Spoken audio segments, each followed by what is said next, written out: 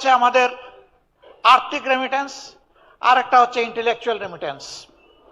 এটাও বলি, আর্থিক রেমিটেন্স চাইলেও পাঠাবেন, না চাইলেও পাঠাবেন। দ্বিতীয়টা নেওয়ার জন্য আজকে এসেছি। দুই হাত সামনে বাড়িয়ে বুকে জড়িয়ে আপনাদেরকে নিতে চাই, আপনারা চলে আসেন দেশে।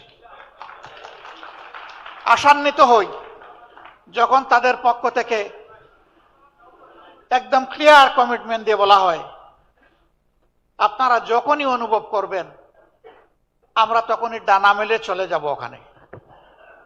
ধন্যবাদ আপনাদেরকে। সম্মানিত সুধীমণ্ডলী, দিবসব্যাপী এই আয়োজন বাংলাদেশ জামাতে ইসলামী আগামীর বাংলাদেশটাকে কিভাবে দেখতে চায়, গড়তে চায়, তার একটা আংশিক রিফ্লেকশন ছিল। আমি ক্ষমা চেয়ে নিচ্ছি, দাওয়াত দিয়ে আমার গল্পটা হয়ে গেছে টুনাটুনির গল্প। আপনারা সারাদিন ভরে এখানে ছিলেন, মাঝখানে বেশ ভালো সময়ের জন্য আমি উদাও হয়ে গিয়েছিলাম, কিন্তু আমি আমার কোনো ব্যক্তিগত প্রয়োজন যাইনি। আজকে যে কারণে আজকে আমরা এখানে বসতে পেরেছি, কথা বলতে পারছি, যাদের কাছে ঋণী তাদের স্মৃতিটা স্মরণ করার জন্য গিয়েছিলাম। সাবেক গণভবন, যেটাকে বাংলাদেশের ধ্বংসের কেন্দ্রস্থলে পরিণত করা হয়েছিল, সেই গণভবনকে জুলাই আন্দোলনের স্মৃতি ঘর হিসাবে গড়ে তোলা হয়েছে, মিউজিয়াম হিসাবে। মাননীয় প্রধান উপদেষ্টা আজকে আবার আমাদের এই দিনেই তিনি মহব্বত করে সেই সময়টাও রেখে দিয়েছিলেন। আমি তার কাছ থেকে এসকেপ করতে চেয়েছিলাম, তিনি কোনোভাবেই আমাকে স্পেয়ার করতে রাজি হননি, যার কারণে আমি বাধ্য হয়ে সেখানে চলে গিয়েছিলাম এবং ডেকোরাম ভায়োলেট করে, আদবের খেলাফ করে উনাকে ভিতরে রেখে আমি বাইর হয়ে চলে এসেছি। তাও আসতে গিয়ে সারাদিন আপনাদেরকে বসিয়ে রাখতে হয়েছে। আমি আবার মাপ চেয়ে নিচ্ছি, আপনারা আমাকে ক্ষমা করে দিবেন। এটি আমার ইচ্ছাকৃত ছিল না, আমার আবেগ নয়, জাতির আবেগের প্রতি শ্রদ্ধা দেখানোর জন্য আমি গিয়েছিলাম। আমি সেই জুলাই শহীদদেরকে, আহতদেরকে, জুলাই যোদ্ধাদেরকে সবাইকে আমি আরেকবার গভীর শ্রদ্ধার সাথে স্মরণ করছি। সম্মানিত সুধীমণ্ডলী, এই বাংলাদেশ আমাদের সকলের জন্মভূমি। বাংলাদেশ ভালো থাকলে আপনিও ভালো থাকবেন, আমিও ভালো থাকব। বাংলাদেশ ভালো না থাকলে কেউ আমরা ভালো থাকবো না। আমরা শৈশবে যে বাংলাদেশ পেয়েছি, তার আগের যে দেশটা আমরা পেয়েছি, তখনকার সামাজিক শান্তি শৃঙ্খলা এবং সৌন্দর্য যেটা ছিল, দুঃখজনক হলেও সত্য, বিশ্বের দেশগুলোর সভ্যতার সাথে তাল মিলিয়ে সামনে এগিয়ে যাচ্ছে, কিন্তু আমরা সেখান থেকে পিছিয়ে পড়েছি। বিবেকের কাছে যদি প্রশ্ন করি, আমার সন্তান, আমার নাতি নাতনি, আপনার সন্তান, আপনার নাতি নাতনিকে কোন পরিবেশে রেখে আমরা দুনিয়া থেকে বিদায় নেব, আমাদের কাছে কোনো জবাব নাই। অতএব আরেকবার আমাদেরকে যুবক হয়ে লড়তে হবে ইনশাআল্লাহ। যুবকরা সভ্যতার পাল তুলে এবং হাওয়া ঘুরিয়ে দেয়। এই দেশের যুবকরা প্রমাণ করেছে, তারা পালও তুলেছে, হাওয়াও ঘুরিয়ে দিয়েছে। আমরা যুবকদেরকে আহ্বান জানাবো, কাজ তোমাদের শেষ হয়নি, জাস্ট বিগিনিং। তোমরা একটা স্বৈরাচার এই দেশ থেকে তাড়িয়েছ, কিন্তু স্বৈর মানসিকতা এই দেশ থেকে এখনো যায়নি।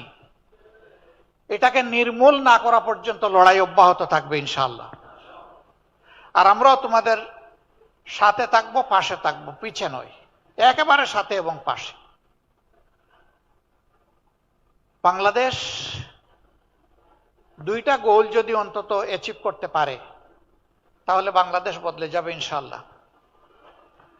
একটা হচ্ছে শিক্ষার ব্যাকবোনটা যদি ঠিক করে দেওয়া যায়, প্রাইমারি থেকে শুরু করে বিশ্ববিদ্যালয়, শুরু করতে হবে প্রাইমারি থেকে। মূল ঠিক থাকলে গাছও ঠিক হবে, তার ডালপালাও ঠিক মতো গজাবে, পত্রপল্লবে ভরে উঠবে, ফুলও পাওয়া যাবে, ফলও ভোগ করা যাবে। কিন্তু মূলও যদি ঠিক না থাকে তাহলে কিছুই হবে না।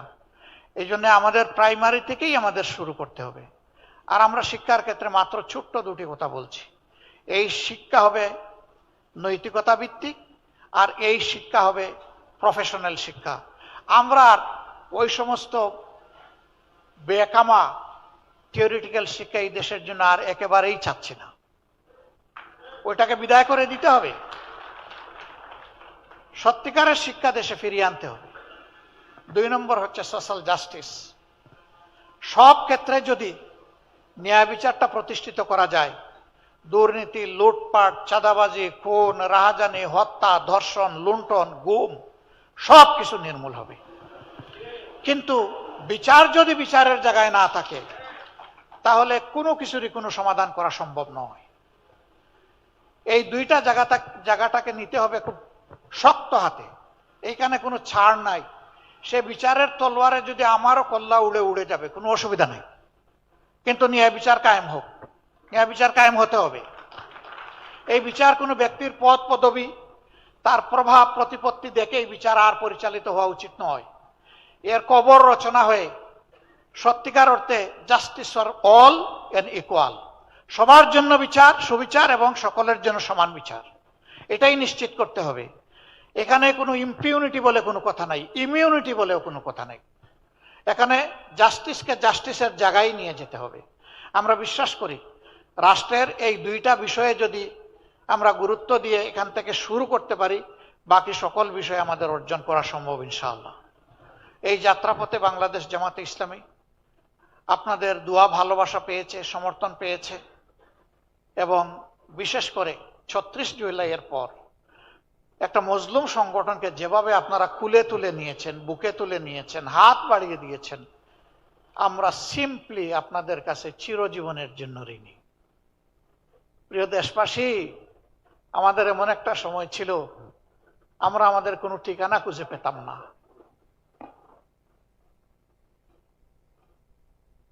সেই সময়টা আপনারা আমাদেরকে আশ্রয় দিয়েছেন। আমাকে একবার রিমান্ডে জিজ্ঞেস করা হলো যে আপনার সর্বশেষ অ্যাড্রেসটা কি একটু বলবেন। আমি বললাম কোনটা বলবো? বলে যে কোনটা মানে? বললাম আমার তো শত শত অ্যাড্রেস। বলে স্যার, এই অবস্থায় আপনি আমাদের সাথে একটু হালকা আনন্দ ভাগাভাগি, বলছিল মস্করা করতে পারেন। আমি বলছিলাম নো, আমি মস্করা করছি না, দিস ইজ রিয়েলিটি।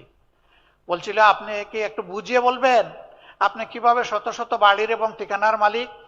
আমি বলেছিলাম যে এই যে আপনাদেরকে ডিউটি দেওয়া হয়েছে, আমাদের পিছনে লাগিয়ে দেওয়া হয়েছে, এই কারণে কোনো বাড়িতে 1 রাত 2 রাত, 1 সপ্তাহ, 2 সপ্তাহ, 1 মাস, এইরকম করেই আমাদের গত 15 বছর কেটেছে।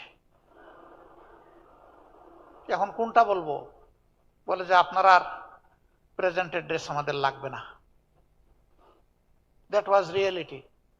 আমাদেরকে আশ্রয় দেওয়ার মানে ছিল নিশ্চিতভাবে জীবন, ইজ্জত এবং সম্পদের ঝুঁকি নেওয়া। আমাদেরকে ধরতে গিয়ে আশ্রয়দাতাকে ধরেছে, আমাদেরকে ছেড়ে দিয়েছে, কিন্তু ঝাল মিটিয়েছে আশ্রয়দাতার উপর। তুমি কেন এদেরকে আশ্রয় দিলে? That was the reality of Bangladesh. এই সময় আমাদেরকে যারা আশ্রয় দিয়েছেন, আমাদের দিকে হাত বাড়িয়ে দিয়েছেন, সান্ত্বনা দিয়েছেন, সাহস জুগিয়েছেন, দোয়া করেছেন, আল্লাহ সাক্ষী আপনাদের ঋণ পরিশোধ করার কোনো শক্তি আমাদের নাই। আমরা চিরজীবনের জন্য আপনাদের কাছে কৃতজ্ঞ। মহান রবের কাছে, প্রভুর কাছে দোয়া করি এই জগতে আপনারা এই মজলুমদেরকে যেভাবে আশ্রয় দিয়েছেন, আল্লাহ যেন তার জান্নাতের কুলে আপনাদেরকে আশ্রয় দেন। প্রিয় দেশবাসী, আপনাদের এই ঋণ আমরা পরিশোধ করার জন্য সামান্য চেষ্টাই দুনিয়ায় চালাতে চাই। যে দুর্নীতি আর দুঃশাসনের কবলে চাপা পড়েছিল প্রিয় বাংলাদেশ, ওই চ্যাপ্টা বাংলাদেশ থেকে আমরা একটু টেনে উঠাতে চাই। সেদিন যেভাবে হাত বাড়িয়ে দিয়েছিলেন, আজকেও আশা করি আপনারা আমাদের দিকে হাত বাড়িয়ে দেবেন। ইনশাআল্লাহ আমরা সবাই মিলে ভালো থাকতে চাই। আমাদের সন্তানদেরকে, আগামীর প্রজন্মকে কথা দিতে চাই, ছেলে হোক মেয়ে হোক, সবার প্রতি আমাদের একই কমিটমেন্ট। আমাদের জীবনের শেষটুকু দিয়ে তোমাদেরকে একটি পরিচ্ছন্ন, একটি প্রসপারাস এবং একটি শান্তির বাংলাদেশে রেখে যেতে চাই। আল্লাহ তাআলা আমাদেরকে এই তৌফিক দান করুন। আমরা ইতিমধ্যেই ঘোষণা করেছি, রাষ্ট্রের বৈধ সকল সুযোগও যদি জনগণের ভালোবাসায় আল্লাহ তাআলা আমাদেরকে এদেশের সেবার দায়িত্ব দেন, বৈধ সকল সুযোগও আমরা গ্রহণ করব না। যা না করলেই নয়, শুধু এইটাই আমরা গ্রহণ করব। আমরা চেষ্টা করব ওগুলা গ্রহণ না করেও পারি কিনা। আমরা রাজনীতিকে পেশা হিসেবে গ্রহণ করি নাই, এই রাজনীতিকে আমরা কর্তব্য হিসেবে গ্রহণ করেছি। নেশা শব্দটা শুনতে খারাপ লাগে। নেশা মানে কোনো দিকে একেবারে সম্পূর্ণভাবে ঝুঁকে পড়া। ওই অর্থে যদি বলেন তাহলে রাজনীতি আমাদের পেশা নয়, রাজনীতি আমাদের ঝুঁকে পড়া। এবং আমরা দুনিয়ায় রাজনীতি করি না কোনো পদ পদবীর জন্যে, সম্পদকে ফুলিয়ে ফাঁপিয়ে বড় করার জন্য। আমাদের রাজনীতি সার্থক হবে যদি জনগণের চোখের পানি থেমে গিয়ে টুকটের কোনায় সামান্য একটু হাসি ফুটে ওঠে। এটি হবে আমাদের রাজনীতি। আপনারা দোয়া করবেন। আবারও আপনাদের প্রতি কৃতজ্ঞতা জানিয়ে চলো একসাথে গড়ি বাংলাদেশ, এই স্লোগানের সাথে সবাইকে, সারা দেশবাসীকে একাত্ম হওয়ার আহ্বান জানিয়ে আজকের মতো আমরা আমাদের এই আয়োজনের এখানেই সমাপ্তি ঘোষণা করছি। এই আয়োজনের সকল ত্রুটি বিচ্যুতির জন্য আমি দায়ী এবং এই জন্য আল্লাহর দরবারে ক্ষমা চাই। আর যা কিছু সৌন্দর্য ফুটে উঠেছে এটি সমবেতভাবে আপনাদের সহযোগিতা এবং প্রয়াস। এই জন্যে আল্লাহর দরবারে শুকরিয়া আদায় করার পাশাপাশি আপনাদেরকে আরেকবার কৃতজ্ঞতা জানাই। আল্লাহ তাআলা আপনাদের মর্যাদা দুনিয়া এবং আখিরাত দুই জায়গায় বৃদ্ধি করে দিন। চলুন বাংলাদেশ একসাথে গড়ি। আসসালামু আলাইকুম ওয়া রাহমাতুল্লাহ। Dr. Shafiqur Rahman, respected Dr. Shafiqur Rahman, we would like to request you to stay on stage and the integrating into the global economy.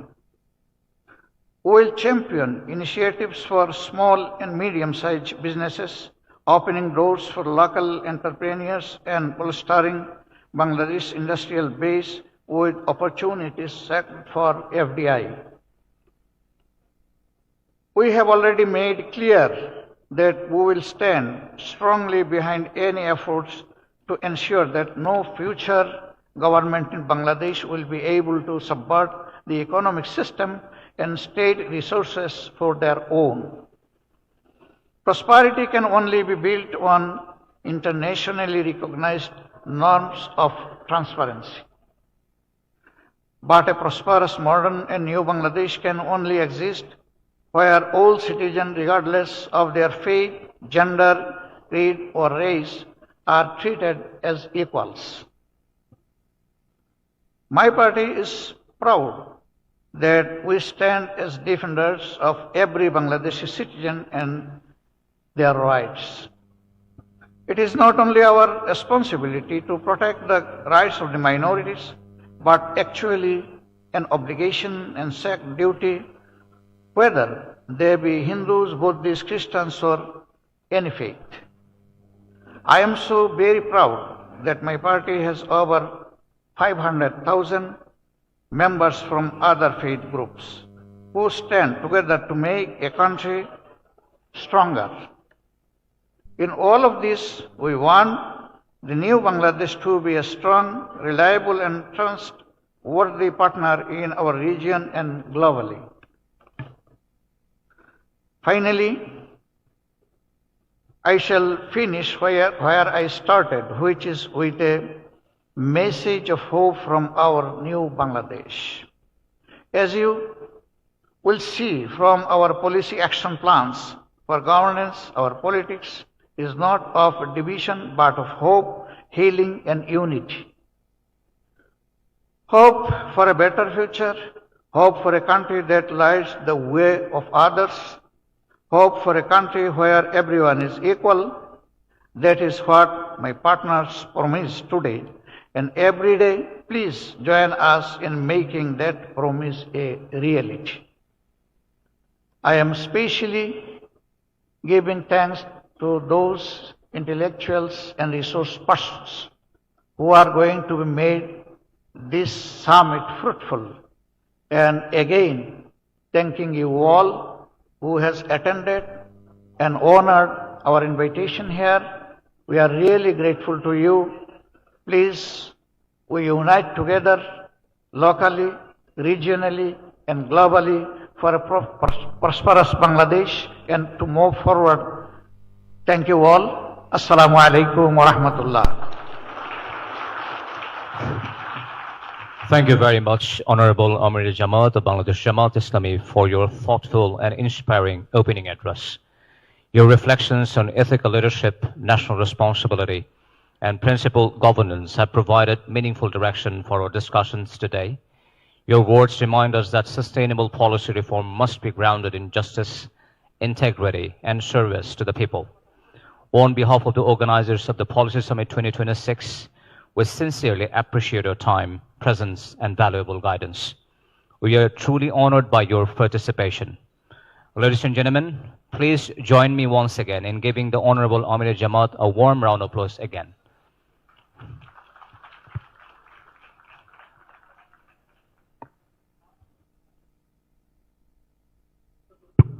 Now we are going to go into the policy presentation segment.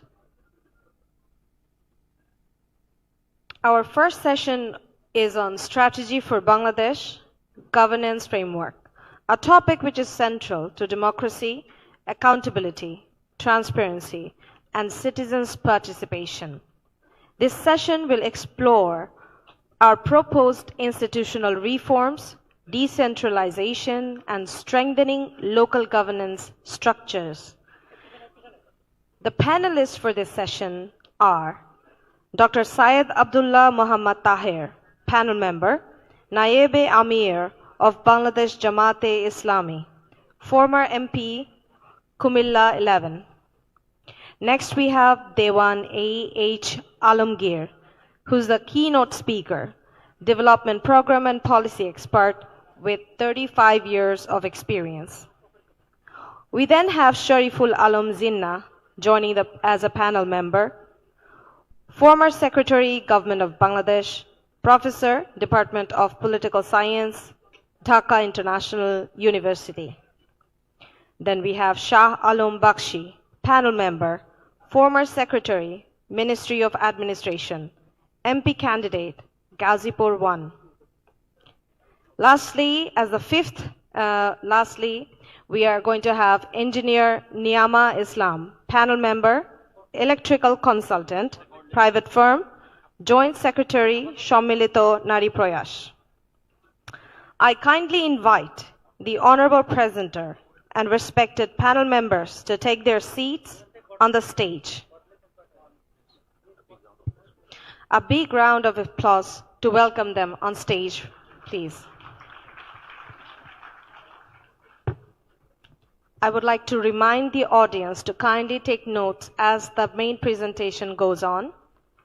You can either hand over the questions to the volunteers to be read out by the volunteers or moderator, and if you so wish, you can ask them directly to the presenter and panel members during the panel discussion. Are we all seated? Let us now begin the session with the keynote speech by Dewan A.H. Alamgir. Thank you. I would like to request Mr. Dewan A.H. Alamgir.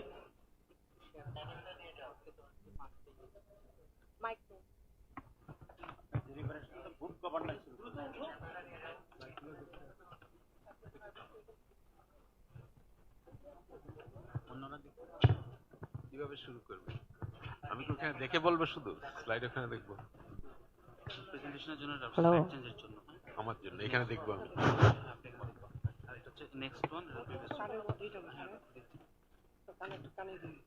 কি জন্য সবার জন্য শোনার জন্য সাউন্ডটা এটা লাগবে হাত লাগবে Dear audience, we again humbly remind you to take notes of the questions that you want to ask the panel along with the presenter.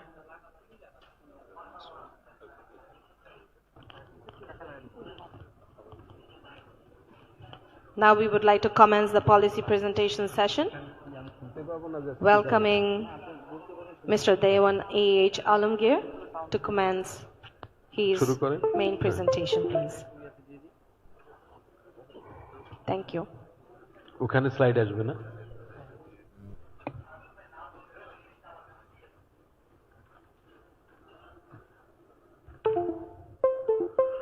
Distinguished guests and distinguished panelists, Assalamu alaikum and good morning.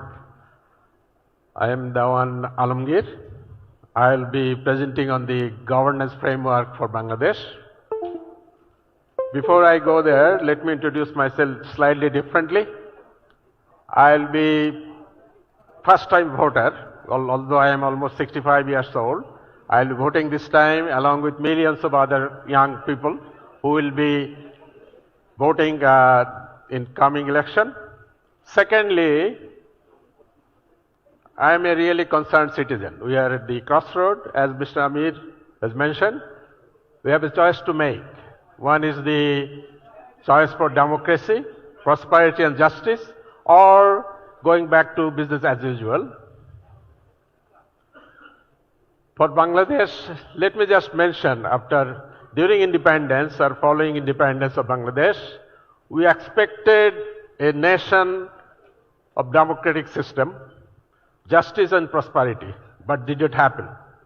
And what we saw before, what we saw after, a very, very different economic system where some people took control of the economy and basically plundered our banking system and others. And you will see even today's newspaper shows that the poor state of banking system in Bangladesh.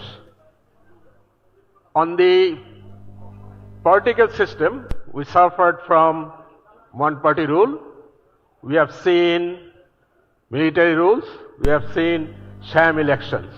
And over the last 15 years, we have seen how political system has been captured without any election.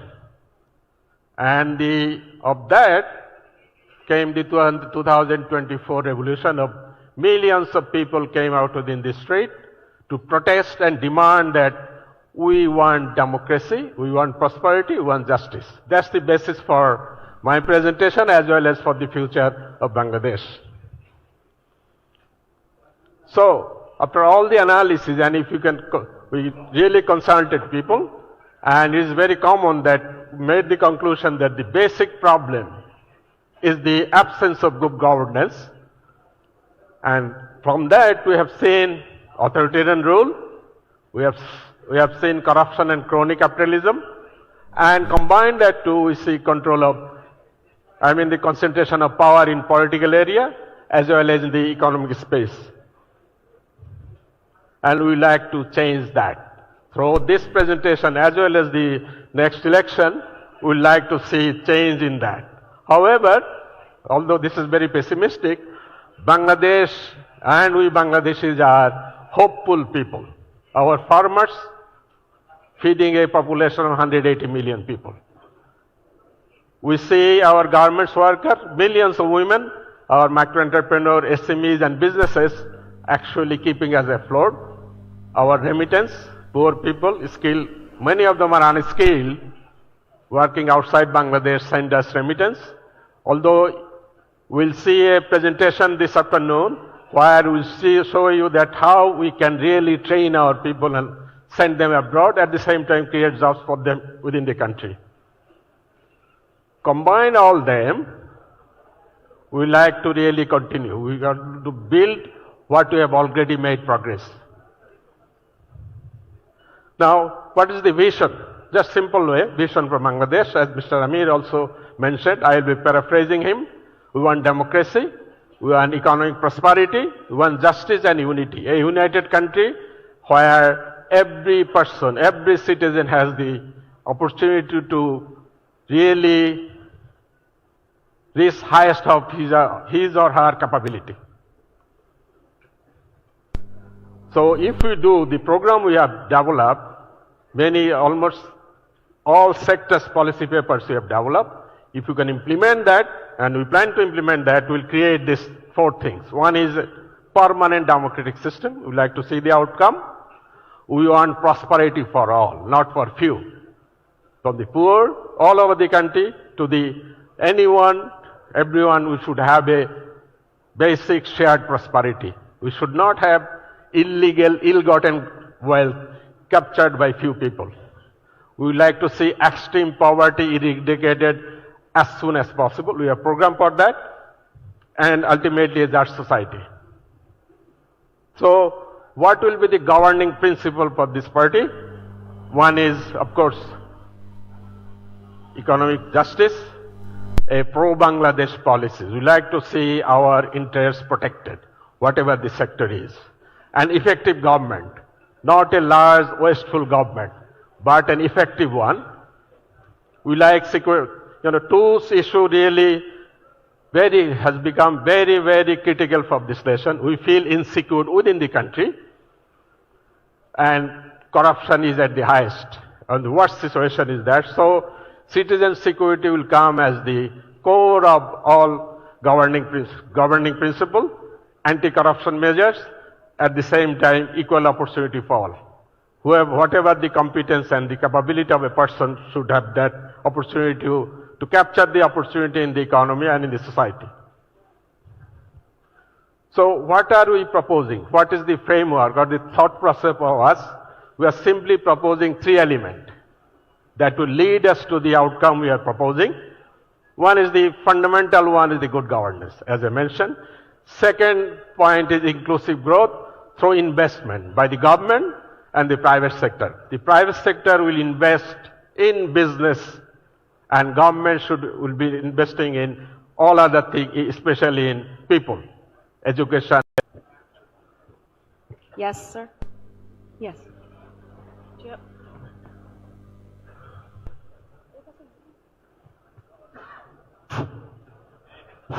Hello, Mr. Dewan. Presenter, thank you for a good presentation. I have questions.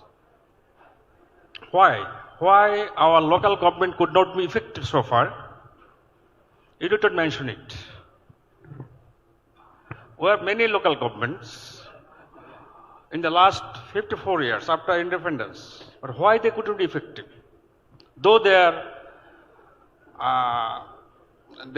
run by elected local government representative. Second, how local representatives' accountability can be ensured? Okay. We know that we are suffering from poverty and unemployment. But local government cannot play a role in reducing poverty and generating employment. Moreover, they cannot generate resources, local resources. But there are scopes, opportunities to generate local resources. But local government became ineffective in this area. You know that our people's problem lies with their illiteracy. Thank you. And 60% of their income are spent on health. But local government cannot do anything. Why? Why there is deficiency? Your presentation did not point out this. Please. Yeah. Thank you. Thank you for the questions. Maybe there are some opinions as well. So thank you very much. Actually, your first question was related to the non-functionality of local government for the last 54 years, isn't it? So I think that you will share with me that local government has not been given due authority to function properly, be it at the local level or at the central level. At the local level, they are facing the problem of resources and the trained manpower.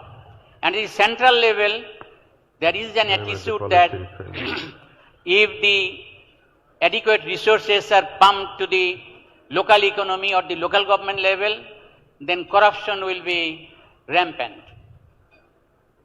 This false argument, on the basis of this false argument, the central level people are not inclined to give them the full authority.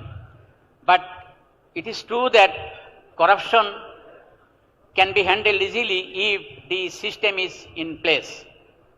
So I think that it is the political mindset and the decision of the political masters that what will be the structure and the functions and the authority and the independence of the local authorities or the local government institutions. If it is politically decided and consensus is arrived, then I think the local government will be in a position to function properly and they will become capable of handling the affairs of the local people very effectively. Thank you very much.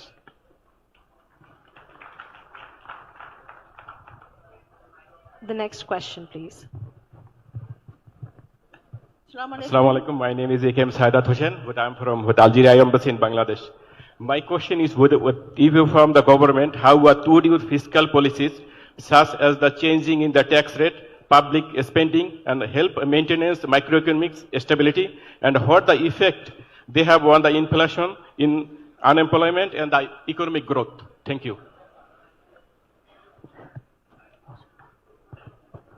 Well, first of all, as you know, that the public finance at this stage is in a very difficult situation. So the way we like to do, basically, stop wasteful spending. This is one. Within this, make it transparent, make it demand driven. On the other side, as Professor Rezaul Karim will describe, we have investment plan for the growth and other areas. But so that means we really have to balance it. One is the, what I would say, the wasteful spending part has to be curtailed, especially the big hemorrhages we have in the economy should be stopped. On the other hand, we really have to come up with the investment, especially in the business for private sector investment and for the government to invest in education, basic infrastructure, health and other services. So that's the balance we'd like to make. Thank you. Thank you. May we now have the next question? We request the audience to make the question brief so that we can have the maximum time allocated to the presenter to present their view.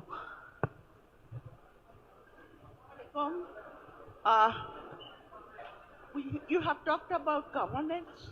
Yes. And one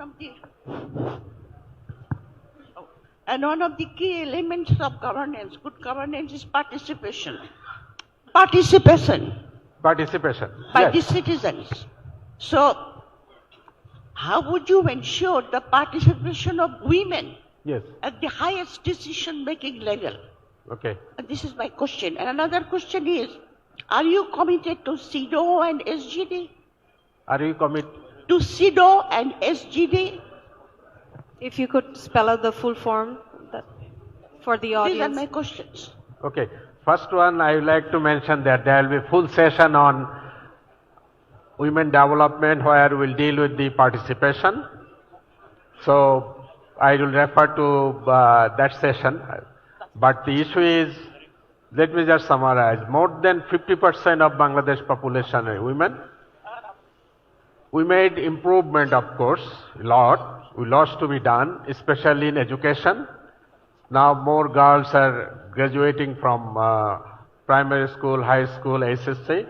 And in undergraduate level, the proportion is becoming almost equal. So we made really big stride on that. But still there has to be a lot of things to be done.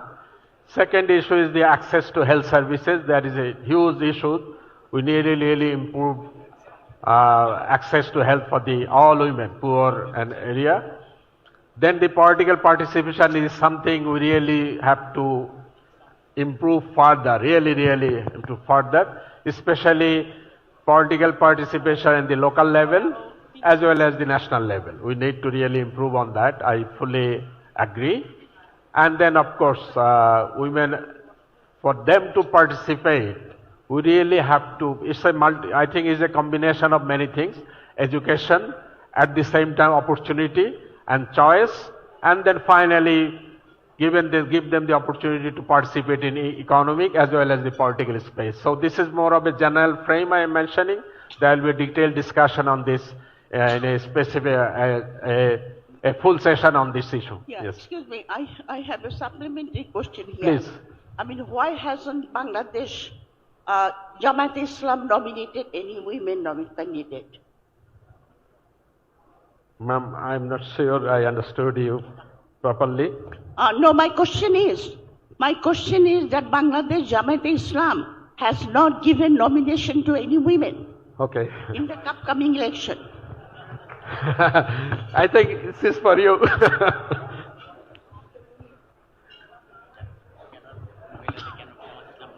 Nomination cannot deny. You answer, please.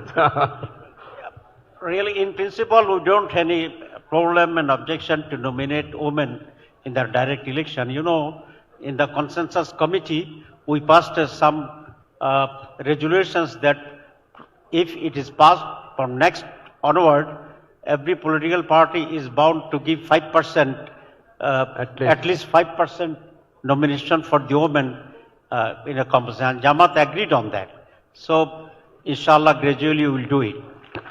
Thank you very much.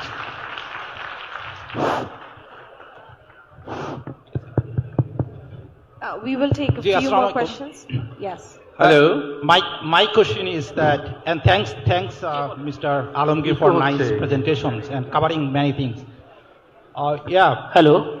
My question is that we have seen that during the last previous government, Jamaat-e-Islami Minister of Industry, they focused on SME, small and medium enterprise in Bangladesh. We have seen that's the dream of that minister. But today I have observed that in this presentation, thanks the Amir Jamaat has covered in the SME in his brief talk, but in the macroeconomic policy, I think, what is this, your status, the focusing on SME, entrepreneurship, and particularly women entrepreneurship. Okay. That's the things we know that the last Jamaat minister started, but what is your policy to continue that? Thank you. Thank you very much. I think Can we request the honorable audience to remain silent so that we can pay full attention to the points made by the speaker? let me start from the point that we would like to have shared prosperity, in the sense that all people, there should not be poor people, and there should be concentration of wealth. At the same time, as I mentioned, we will have investment throughout the country. Now, as you know, if you analyze any industry, you will see only few large one, few smaller, I mean the SME, and millions of micro enterprises in Bangladesh, in agriculture and in non-agriculture area. And that has been mainly because of growing economy, at the same time access to finance. So, with the next government, and also I'd like to mention only 15% of all labor force work in formal businesses. 85% people work in informal sector. So our emphasis will be to support more and more micro enterprise, SMEs throughout the country, either in the agriculture sector or non-agriculture sector. For that, we have proposed that there should be planned urbanization opportunity in East Upazila. In support of that, of course, access to finance and other things will come. But issue is, we really have to, for the economy to turn quickly, we need to really emphasize on the micro enterprise and entrepreneurship, including women. As you know, Bangladesh, the land of microfinance, almost 95% of the borrowers are women. They are the one contributing in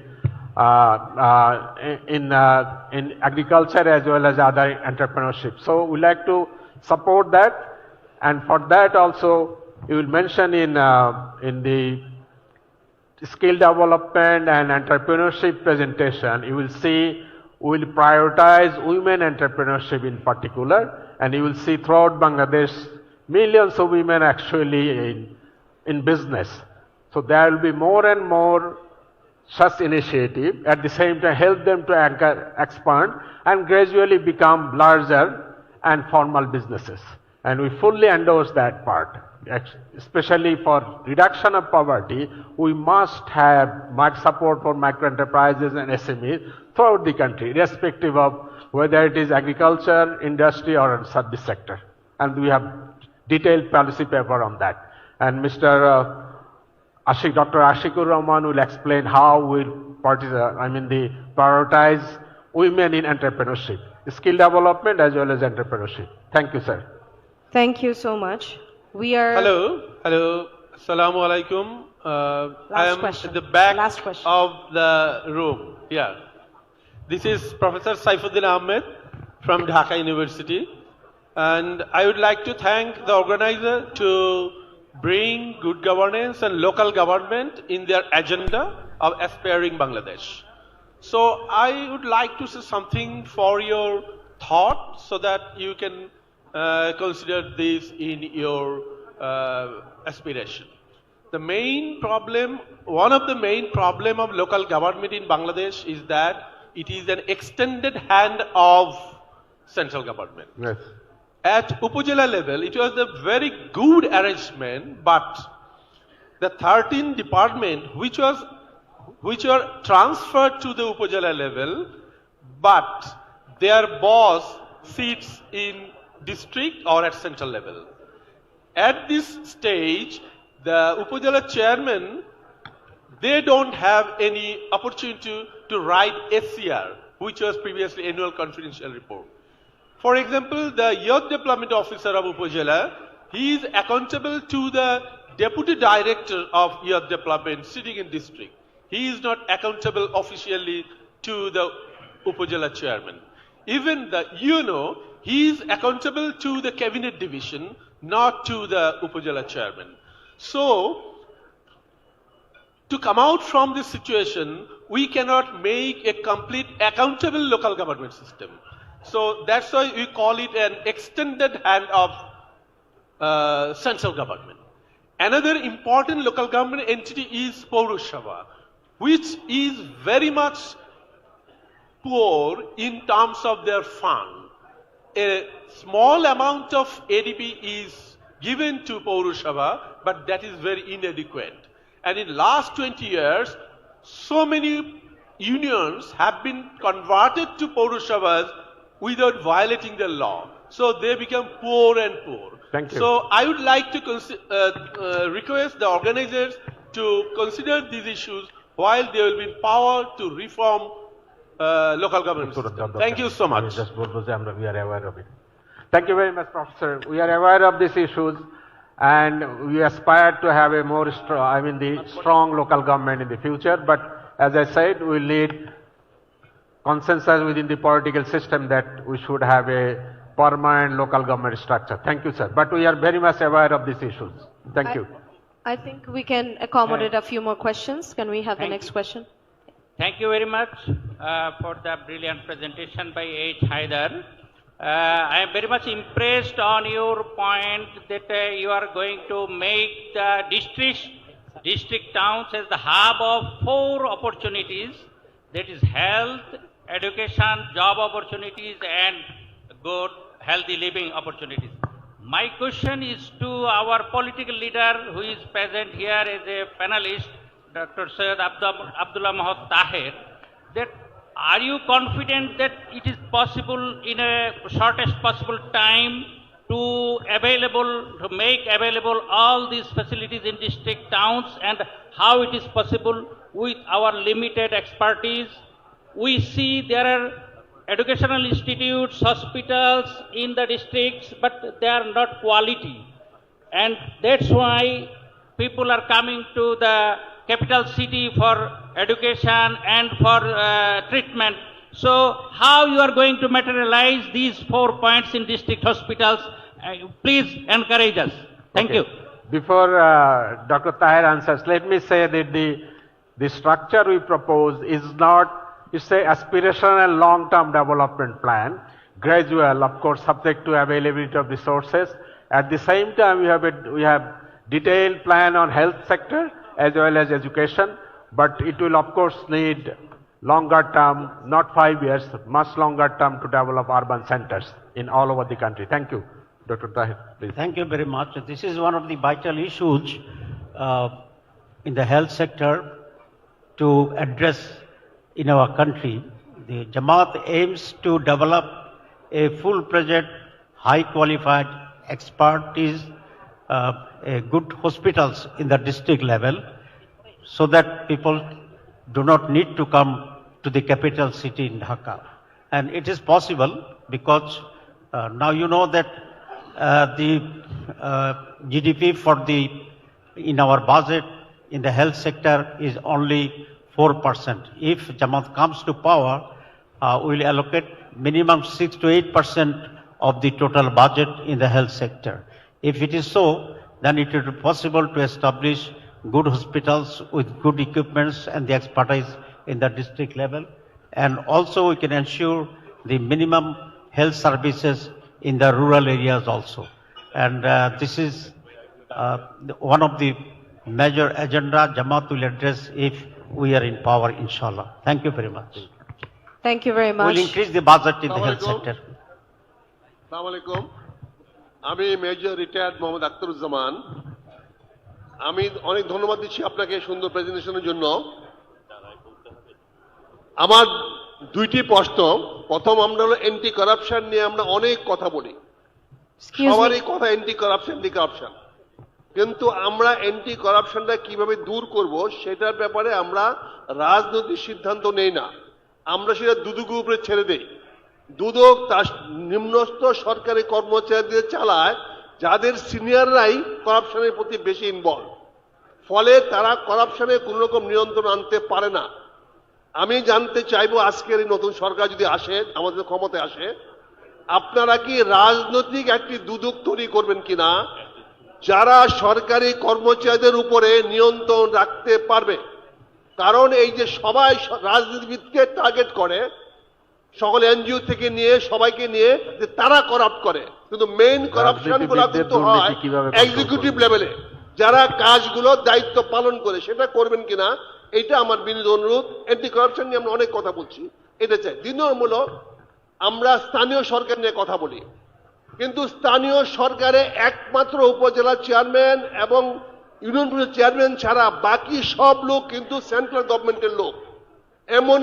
এমনকি union পরিষদের যে secretary, সে পর্যন্ত চেয়ারম্যানের কথা শুনে না, সে শুনে central গভর্নমেন্টের কথা। আর বাজেটটা দেয় সেন্ট্রাল গভর্নমেন্ট। অনেকে বলে এমপিরা কেন যাবে, টাকাটা তো এমপিরা অ্যালট করে। বাজেট থেকে যখন টাকা অ্যালট করে তখন সেই টাকাটার খোঁজ খবর নেওয়ার দায়িত্ব, নৈতিক দায়িত্ব সংসদ সদস্যের। সেখানে তাকে অবশ্যই দেখতে হবে তার উপজেলায় বা ইউনিয়ন পর্যায়ে যে টাকাটা বরাদ্দ করা হয়েছে সেটি সঠিক ব্যয় করছে কিনা। সেখানে এমপিদের একটা অন্যতম দায়িত্ব হতে হবে। আমার এমপি ভাই যিনি দাঁড়িয়েছেন, ওনাকে অনুরোধ করবো, it is your fundamental right and duty যে আপনি যে টাকাটা বরাদ্দ দিবেন বাজেট থেকে, সেই টাকাটা সঠিকভাবে ব্যয় হচ্ছে কিনা এটাকে আপনাকে নিশ্চিত করতে হবে। কারণ টাকাটা আসবে ন্যাশনাল বাজেট থেকে, বাই রেভিনিউ, বাই ট্যাক্সেশন, কিন্তু স্থানীয় সরকার চলবে অ্যাজ ইউ আর্ন। স্থানীয় সরকার চলবে অ্যাজ ইউ আর্ন, যেটা আপনি আয় করবেন সেটা ব্যয় করবেন। সেখান থেকে সেন্ট্রাল গভর্নমেন্ট থেকে সাবসিডি পাওয়ার কথা না স্থানীয় সরকারগুলোকে। এই সিস্টেমটাকে আপনারা কার্যকরী করবেন কিনা এটাই আমার বিনীত প্রশ্ন। ধন্যবাদ। Thank you for your question. You raised two vital issues. One is empowering politicians to oversee whether the bureaucrats and local governments, they are running properly and not doing corruptions. And secondly, oversee in micro level, the MPs, the duties of the MPs, how to ensure corruption-free services and ensure that the allocation of budgets that are materialized and utilized for the people. I think the first question you asked, if we have a sustainable and accountable system, that will reduce definitely the level of corruption. Secondly, the elected members of the parliament, the representative of the government, people, if they are empowered to oversee whether corruption is occurring or whether accountability is there in place, that will also ensure the corruption is reducing. However, it also needs corruption-free politicians is in place, if we elect corrupt people or corrupt politicians as our leader, MPs, and then we expect from them that they will oversee and reduce the corruption, that will not happen. So we need a sustainable system to oversee and reduce the level of corruption. At the same time, we need honest leaders. Secondly, I think there should be decentralization of power. As I mentioned in my panel discussion, we have a system for last 15 years, or I think more than that, that MPs, they are like local lords. They oversee everything. The budgets are allocated through them. And because of that centralization of power that has been constitutionalized in the 15th Amendment, the Prime Minister and the MPs, they are given so much power that make them absolute corrupt. I think we should have a shift and we should have a balance of power. Local governments, they should have some responsibilities, as one of our distinguished guests mentioned.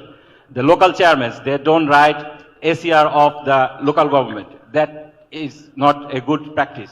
I think the local governments, they should be given more responsibilities and they should be empowered at the same time. The representative of the people, they should have some sort of responsibility to oversee whether the bureaucrats and the local governments, whether they are functioning properly, and accountability should be there. Thank you. Assalamu alaikum. This is Dr. Hafiz Abdur Rahman. I'm a professor of electrical and computer engineering at North-South University. I have a question especially related to the science and technology. As we know, we are a country relying mostly on remittance and labor-oriented economy. To move forward and to develop this country, the role of science and technology is essential. Basically, presently our per capita income is like $3,000 per year. But unless we move to the research and innovation-based economy or country, we cannot go to the level of like $10,000 per year income status. So what is your vision? Because I haven't seen anyone of the panelists came from the science or engineering background. So it could be a general question. Yes, I saw the lady there, but she's talking about women empowerment, not related to science and technology. So as such, my question is, what is your vision? Because this is a time when world is evolving too fast in technology and science-driven economy and system. So how you see to encourage or integrate science and technology in coming days, Bangladesh? Thank you very much. Okay, thank you for raising it. Just small point. I'm an electrical engineer by training. So anyway, issue is we have developed a policy paper on education and training separately, but I fully agree with you. Without science, technology and language skill, we cannot really transform our country into a really productive as well as a productive economy. So you will see in our policy paper on education, you will see we are giving utmost importance even in the primary education, secondary education on STEM courses, science, technology, engineering, math subjects, plus English language. That will be the emphasis for whole secondary education. At the same time, we will be proposing to reform our undergraduate programs more and more on professional degrees, which are, through our education system, we like to create skilled manpower that have marketable skill, that means within Bangladesh and outside Bangladesh. So we'll give utmost importance on science and technology, and that will be the focus for our education reform program. Thank you for bringing it. STEM is the way of life plus language. Thank you. Thank you very much. I'm from here, Eastern Corner. Thank you so much. We will have to end the question and answer session. Okay. I'm Kamruzzaman from TRT World, Turkish television channel. May I ask the question? Yes, very please. briefly. Probably the last one for this session. Okay, Yes, okay. please. I'm asking. Thank you so much. Actually, we saw an authoritarian regime of nearly 17 years, and that regime was dethroned. And at that time, Jamaat-e-Islami was cornered hugely, and the main blame placed by the ousted government was that this is a radical political party. And even most of the top leaders of Jamaat-e-Islami were hanged. And now the top leaders of Awami League, mostly they are from in different countries, and they have laundered huge money. They're using that money in appointing lobbyists to build up that narrative according to some reports or information. So what's the preparation of Jamaat? Because still, if there is information or there is propaganda that Jamaat is a radical Islamist party, so how can you address this issue before the upcoming national election? Thank you very much. Okay, I'll just summary. Mr. Amir of Jamaat-e-Islami explained his vision for the country. The vision is, and also in my presentation I clearly mentioned that this is a republic. We have 180 million people of different strata of life. So we like to have we are proposing a development strategy for all, and we said that the good governance is the number one. We'll invest so that everybody, I mean the poverty is eradicated as soon as possible, and this will be every citizen of Bangladesh, irrespective of their ethnicity, irrespective of religion, irrespective of any other segregation we mean, whatever it is, we like to give everybody equal opportunity to, so that at the same time we are saying that we will be investing so that the economic growth is there, so that every citizen can participate in that growth and have a dignified life. You see, so it's radical in the sense that we are talking about everybody. So there is no reason to think that our policies will be for a particular group. It will be a development strategy for all citizens, spread throughout the country, irrespective of religion, caste, faith, or any other thing.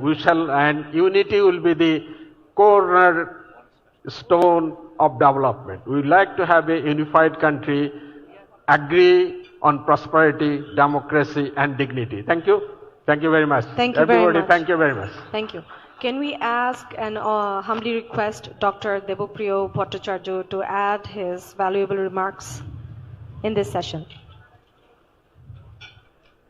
Please.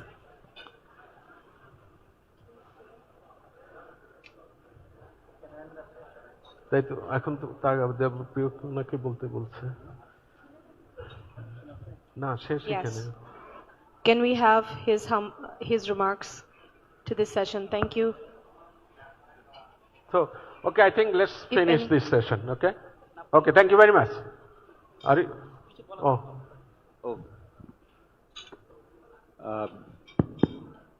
Good morning. I speak in English. Yes. Okay, good morning. Let me compliment you and your colleagues for that fine presentation and providing this governance framework. I have followed it with great interest. But having done these things over the years in Bangladesh, I have had these two particular issues with this. What is now important is not so much identifying the aspiration, but to talk about the delivery mechanism. Because most of us will agree on all the lofty ideas which has been put forward. We have a national consensus on that. But the challenge is to distinguish itself on the delivery of these issues. One of the important part, of course, is the reform, the structural issues, which the incomplete reforms we have till now, how you are going to continue with them in the future, the continuity and predictability of the reform process, this is one. The other part is that all these programs usually come from the demand side. What we don't see as an economist, the supply side, and the supply side are the resources. So how much all these things are going to cost? The costing becomes a major issue. And how do you face it, given the very low fiscal space of the country and the indebtedness situation as it stands? So my humble question is that, do you have a delivery plan? And do you know how much it is going to cost you, all these things which you have just promised this morning? Thank you. Thank you very much. I think this will be nice transition from my framework to next presentation where you will see the cost issue. And I fully agree that we have very weak institution to deliver. That has to be across the board. We need to improve institutional capacity, but the cost of each program within the limited macro situation, I think Professor Karim will give some numbers in the next presentation. Thank you very much. But I fully agree with you. That's what we have seen over the years. Ideas are there, but we need to implement them, deliver them. Thank you very much. Thank you very much. With that, we will end this excellent, lively interaction with our audience. Can we have the closing remarks? No, thank you. No. So we are going to go to a tea break, which will start from now and end at 11:05 a.m. Then we will go on to the next session, session 2, promoting prosperity, economy, business, and investment. The third session should be youth employment policy to delivery. The fourth session would be delivering on equity, women, and inaction. The fifth one shall be education for the future, policy for change. And the last one shall be health matters, policy for transformation. The second session, as we said, would begin from 11:05 a.m. Till then, we are going to enjoy a short tea break. Thank you.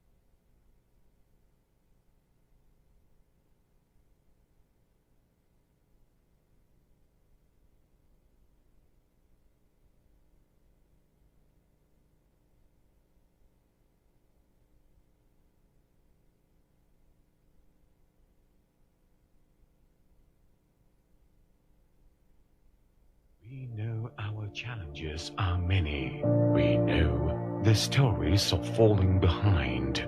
We know the burdens that sometimes wear us down. Yet, with hope, we rise. With hope, we come together. Today, we unite to share a story of dreams, to tell the story of an aspiring Bangladesh. Bangladesh is a land of rivers, where life flows with courage, patience, and hope. From villages shaped by soil and sweat, to cities built on dreams and determination, this nation moves forward one step at a time. But progress demands courage.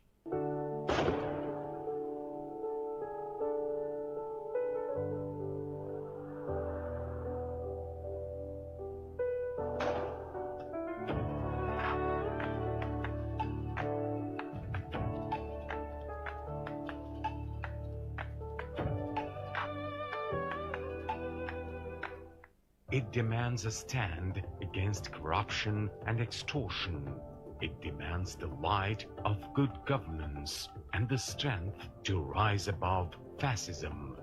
In every village, school, and city classroom, education lights the path forward. In every clinic and hospital, health protects the future. A strong economy is not just numbers on paper, it is food on the table, confidence in the heart, and dignity in work. Through information and communication technology, new doors open, new ideas rise, new possibilities begin. Employment empowers our youth. It makes the nation proud.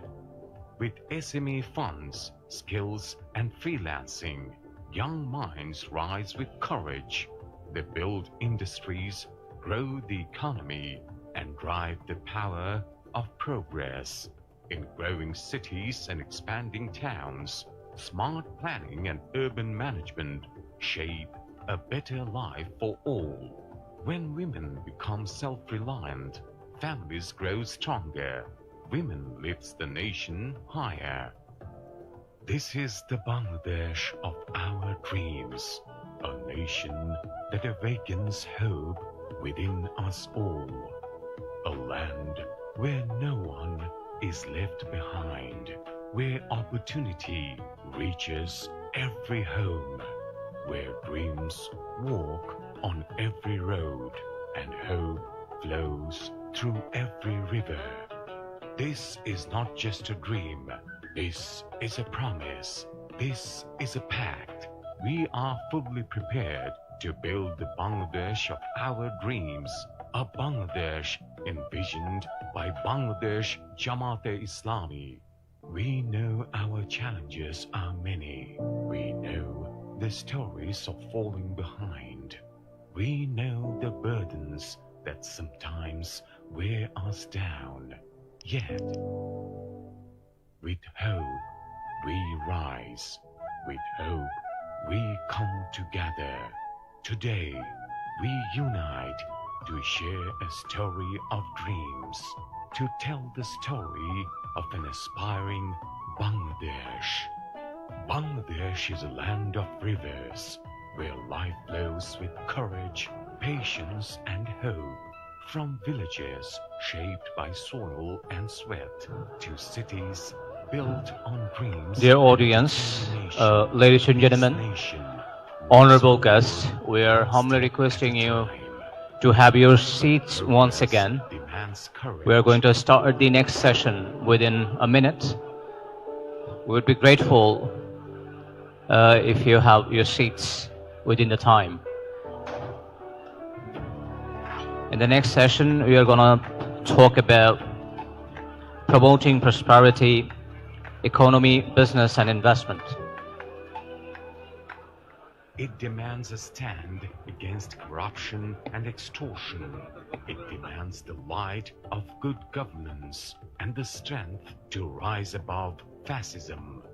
In every village, school and city classroom, education lights the path forward.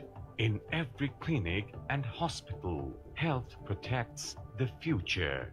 A strong economy is not just numbers on paper, it is food on the table, confidence in the heart, and dignity in work. Through information and communication technology, new doors open, new ideas rise, new possibilities begin. Employment empowers our youth. It makes the nation proud. With SME funds, skills, and freelancing, young minds rise with courage. They build industries, grow the economy, and drive the power of progress. In growing cities and expanding towns, smart planning and urban management shape a better life for all. When women become self-reliant, families grow stronger. Women lifts the nation higher. This is the Bangladesh of our dreams, a nation that awakens hope within us all, a land where no one is left behind, where opportunity reaches every home, where dreams walk on every road and hope flows through every river. This is not just a dream. This is a promise. This is a pact. We are fully prepared to build the Bangladesh of our dreams, a Bangladesh envisioned by Bangladesh Jamaat-e-Islami. We know our challenges are many. We know the stories of falling behind. Dear audience, ladies and gentlemen, we are humbly requesting you to be silent and have your seats. We are going to start the next policy presentation session.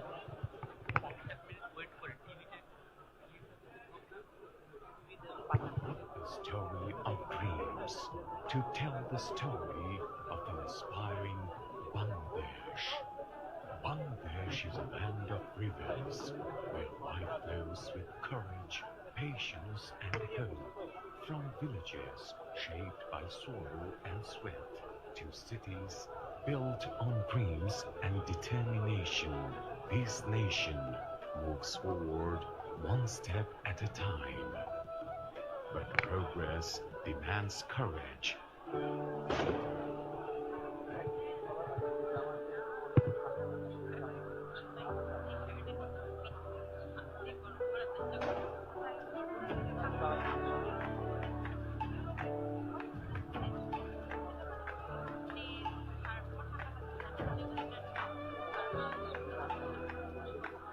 It demands a stand against corruption and extortion. It demands the light of good governance and the strength to rise above fascism. In every village, school, and city classroom, education lights the path forward. In every clinic and hospital, health protects the future. A strong economy is not just numbers on paper, it is food on the table, confidence in the heart, and dignity in work. Through information and communication technology, new doors open, new ideas rise, new possibilities begin. Employment empowers our youth. It makes the nation proud. With SME funds, skills, and freelancing, young minds rise with courage. They build industries, grow the economy, and drive the power of progress. In growing cities and expanding towns, smart planning and urban management shape a better life for all. When women become self-reliant, families grow stronger. Women lifts the nation higher. This is the Bangladesh of our dreams, a nation that awakens hope within us all, a land where no one is left behind, where opportunity reaches every home, where dreams walk on every road and hope flows through every river. This is not just a dream. This is a promise. This is a pact. We are... Ladies and gentlemen, we are going to start the next session within very short time. You are requested to have your seats. And in the coming sessions, we are going to cover several policy presentation sessions. The first one would be promoting prosperity, economy, business, and investment. And then we'll be talking about youth employment policy to delivery. And after that, delivering on equity, women, and in action. And the next one is education for the future, policy for change. And the last one would be health matters, policy for transformation. All this presentation will be divided into two segments. At the very beginning, keynote speaker will give a presentation about the topic while you're requested to take notes and note down the necessary questions about the presentation. And after that, panel members will share their remarks and answer the questions as much as possible within the time. Hopefully we're going to cover all the sessions properly with your cooperation and attention.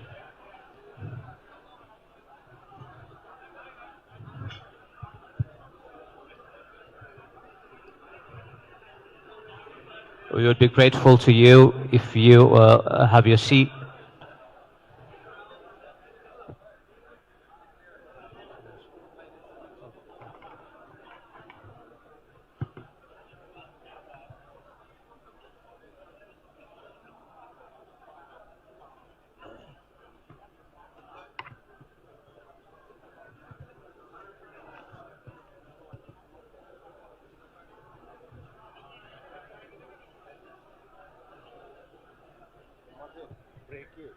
frequently ওই সেশনগুলো দেখাতে হবে নতুন লোকজন আসতেছে তো তারা মনে হচ্ছে এইটাই সেশন কনফিউজ হয়ে যাচ্ছে যে উমেনের একটা সেশন আছে এডুকেশন না ওইটা না ওই যে ব্রেকে সময় স্লাইডটা শো করা যে এরপর এখন ধরো শো করতে পারো যে আজকে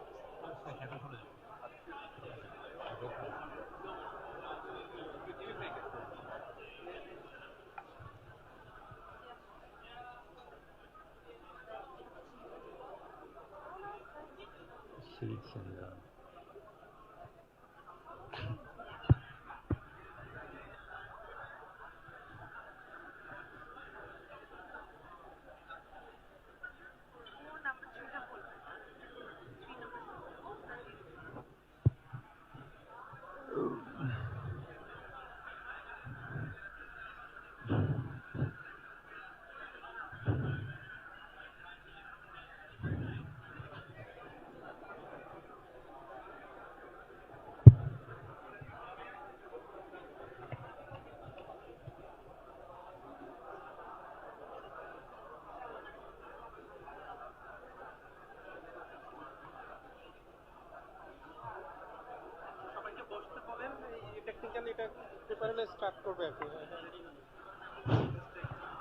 ladies and gentlemen, respected guests, honorable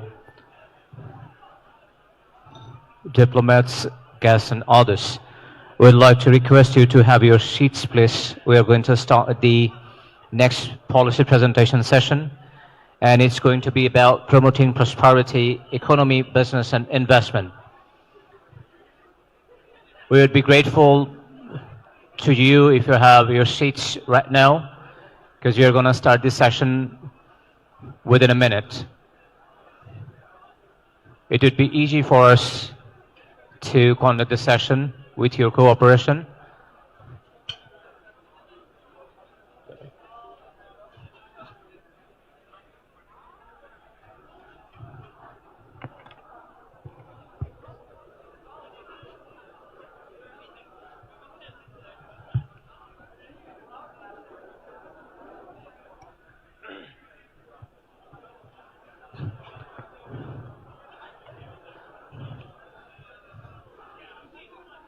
We're going to cover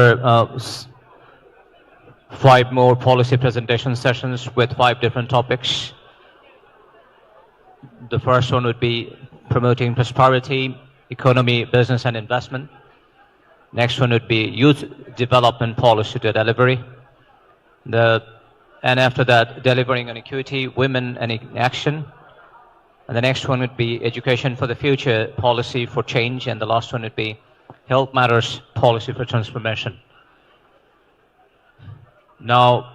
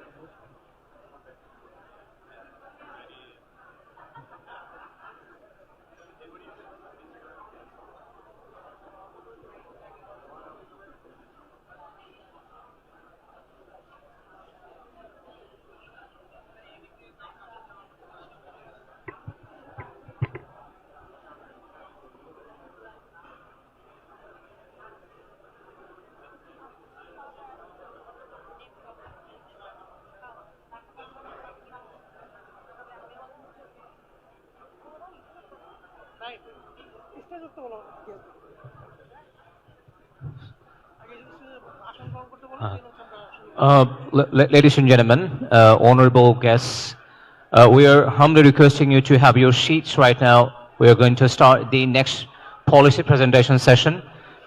And our next session focuses on promoting prosperity, economy, business, and investment. And it will address economic resilience, investment, employment generation, and sustainable development. For having a discussion about this very policy, dedicated to industrial financing, but now where are they?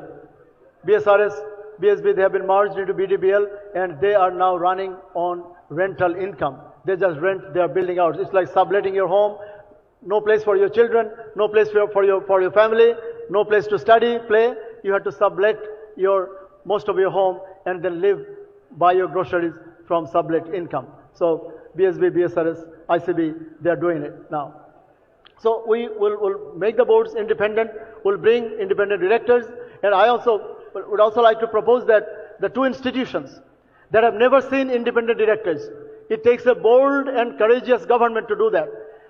ACC, the DUDOC, Anti-Corruption Commission, and NBR will have independent directors, independent members in their board who are not from their service, who are not from civil service or from any other services. They will be independent people nominated by parliamentary committees, and then all these boards will be vetted. The board chairman, the board members will have to be vetted by the parliamentary committees.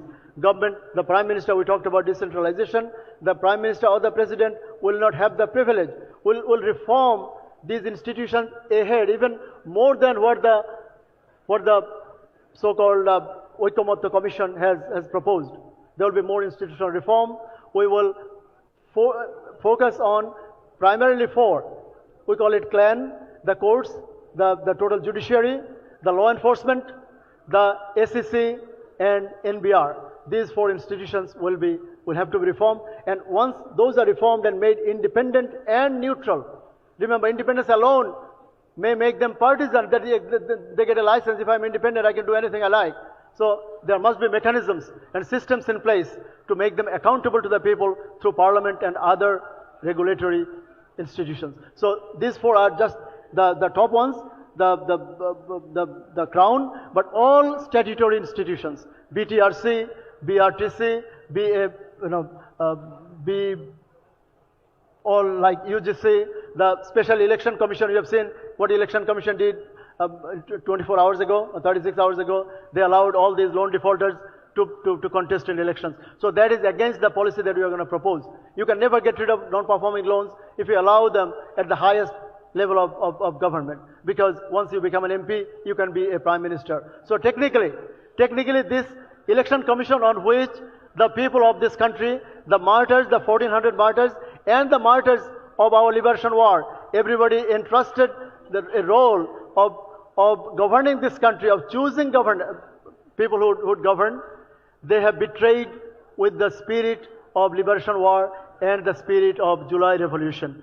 I want to say it unequivocally as Warisul Karim. I'm not saying it on behalf of these policies, but I'm sure everybody in this room echoes my sentiment that it is not the prerogative of the Election Commission or any of the election commissioners to use their personal feelings that maaf kore diyan, please, we're sorry, we have to approve you with a heavy heart, but please pay back the loan. This is not how it works. It is not your money, sir. It is people's money, and we are now drowning. We are drowning with more than 6 lakh crore taka of non-performing loan, and you have the guts to sit at that office in Sher-Bangla Nagar with our money. The air that you are breathing, the water that you are drinking is our money, is my children's money, my students' money, my parents' money. And you are saying that doya kore loan ta shod kore diyan. So I don't think constitution or common sense allows you that prerogative. Anyway, so this is the spirit with which we like the Jamaat leaders to look at these policies. These are not just paper. You cannot implement any of these unless you have governance changes, because governance has bred corruption. My previous speaker said that power breeds corruption and absolute power breeds absolute corruption. We just didn't have absolute power. We had absolute, unbridled, unaccounting power. We had almost omnipotent power. And one of the late parliamentarians of Awami League, Mr. Suranjit Sengupta, he said that the Prime Minister of this country, and he actually mentioned Sheikh Hasina's name, he said that she has the power. She cannot just alter your gender. She cannot change a man into a woman and a woman into a man, but she can do anything other than that. So we don't want a Prime Minister to have omnipotent power. We want Prime Minister and every minister and every members of the Parliament to be serving the people who elected them, because they are representatives. It's like you sending me to buy your lunch, and I must buy the lunch that you assigned me, that you mandated. Anyway, so our banking reform will come on the back of those independent boards. We'll make sure that Bangladesh Bank is independent and neutral and accountable. So mere independence is not going to be allowed to you. You'll be made accountable, and there will be no blanket bailouts. No bailouts at all.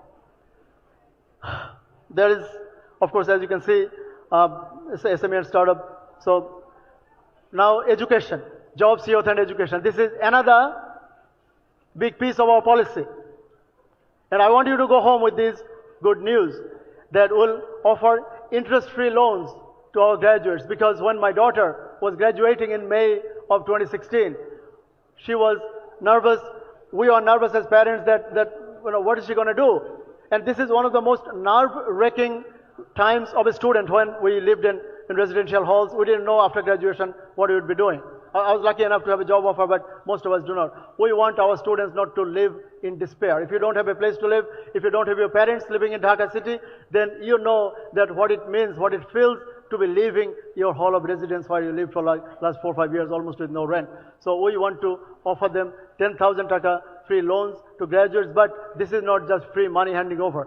We'll call it skill recalibration scholarship. Skill recalibration stipend. It means there will be very strict criteria. They have to meet those.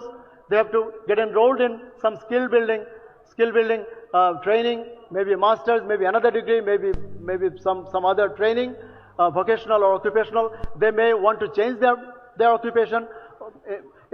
A student, one of my daughters, say graduating with a social science or arts degree, she might want to learn nursing. Someone might want to do from engineering to computing or computing to photography. So they may want to recalibrate their skills. Anyway, so it will be not for everyone, about 500,000 youth. We know about, the 23 লক্ষ মানুষ প্রতি বছর job market enter করে. 2.3 million people, youth, they enter the job market, and only about 1 million jobs, and of which I say not more than 23,000 decent jobs. আপা 23,000টাও dissent jobs নেই। BCS এ 3 থেকে 4,000, বাংলাদেশ ব্যাংকের সহকারী পরিচালক অ্যাবাউট 80-90 জন, 100 জন, কয়টা কমার্শিয়াল ব্যাংক কতজন নেয়? ম্যানেজমেন্ট ট্রেনিং অফিসার 35 to 40, খুব বেশি হলে অনেক ব্যাংক তো কাউকে না জানিয়ে you don't get to know when they recruit. So 23,000টাও আমার মনে হয় ওভারস্টেটমেন্ট, আমি ক্যালকুলেট করি নাই, কিন্তু আমার কথা হচ্ছে 23 লক্ষ মানুষের জন্য 23,000 job is not good enough. Foodpanda, খাবার ডেলিভারি, বাইং হাউস, আটা, ময়দা, সুজি, এগুলো ডেলিভার করার জন্য আমরা ইউনিভার্সিটিতে গ্র্যাজুয়েট করি না। 23 লক্ষ মানে যুবক যুবতীর জন্য there is no hope. So we are living a futureless society, a futureless future for them. We don't want that to happen. So আমরা তাদেরকে বলতে চাই যে if you qualify, if you meet those criteria, there is a scholarship for you for 2 years. We'll give you some sustenance support. But this will be loan. This will not be free money. Then merit-based student loans. That's the first one is after graduation. Then the second one is while you are still at the university. So for high-performing students, the ones whose job is almost guaranteed, say CGPA of 3.8 or above, or 3.5 and above, and upon the recommendation of the head of the institution, আপনার department chair, অথবা vice, then of course foreign direct investment would come.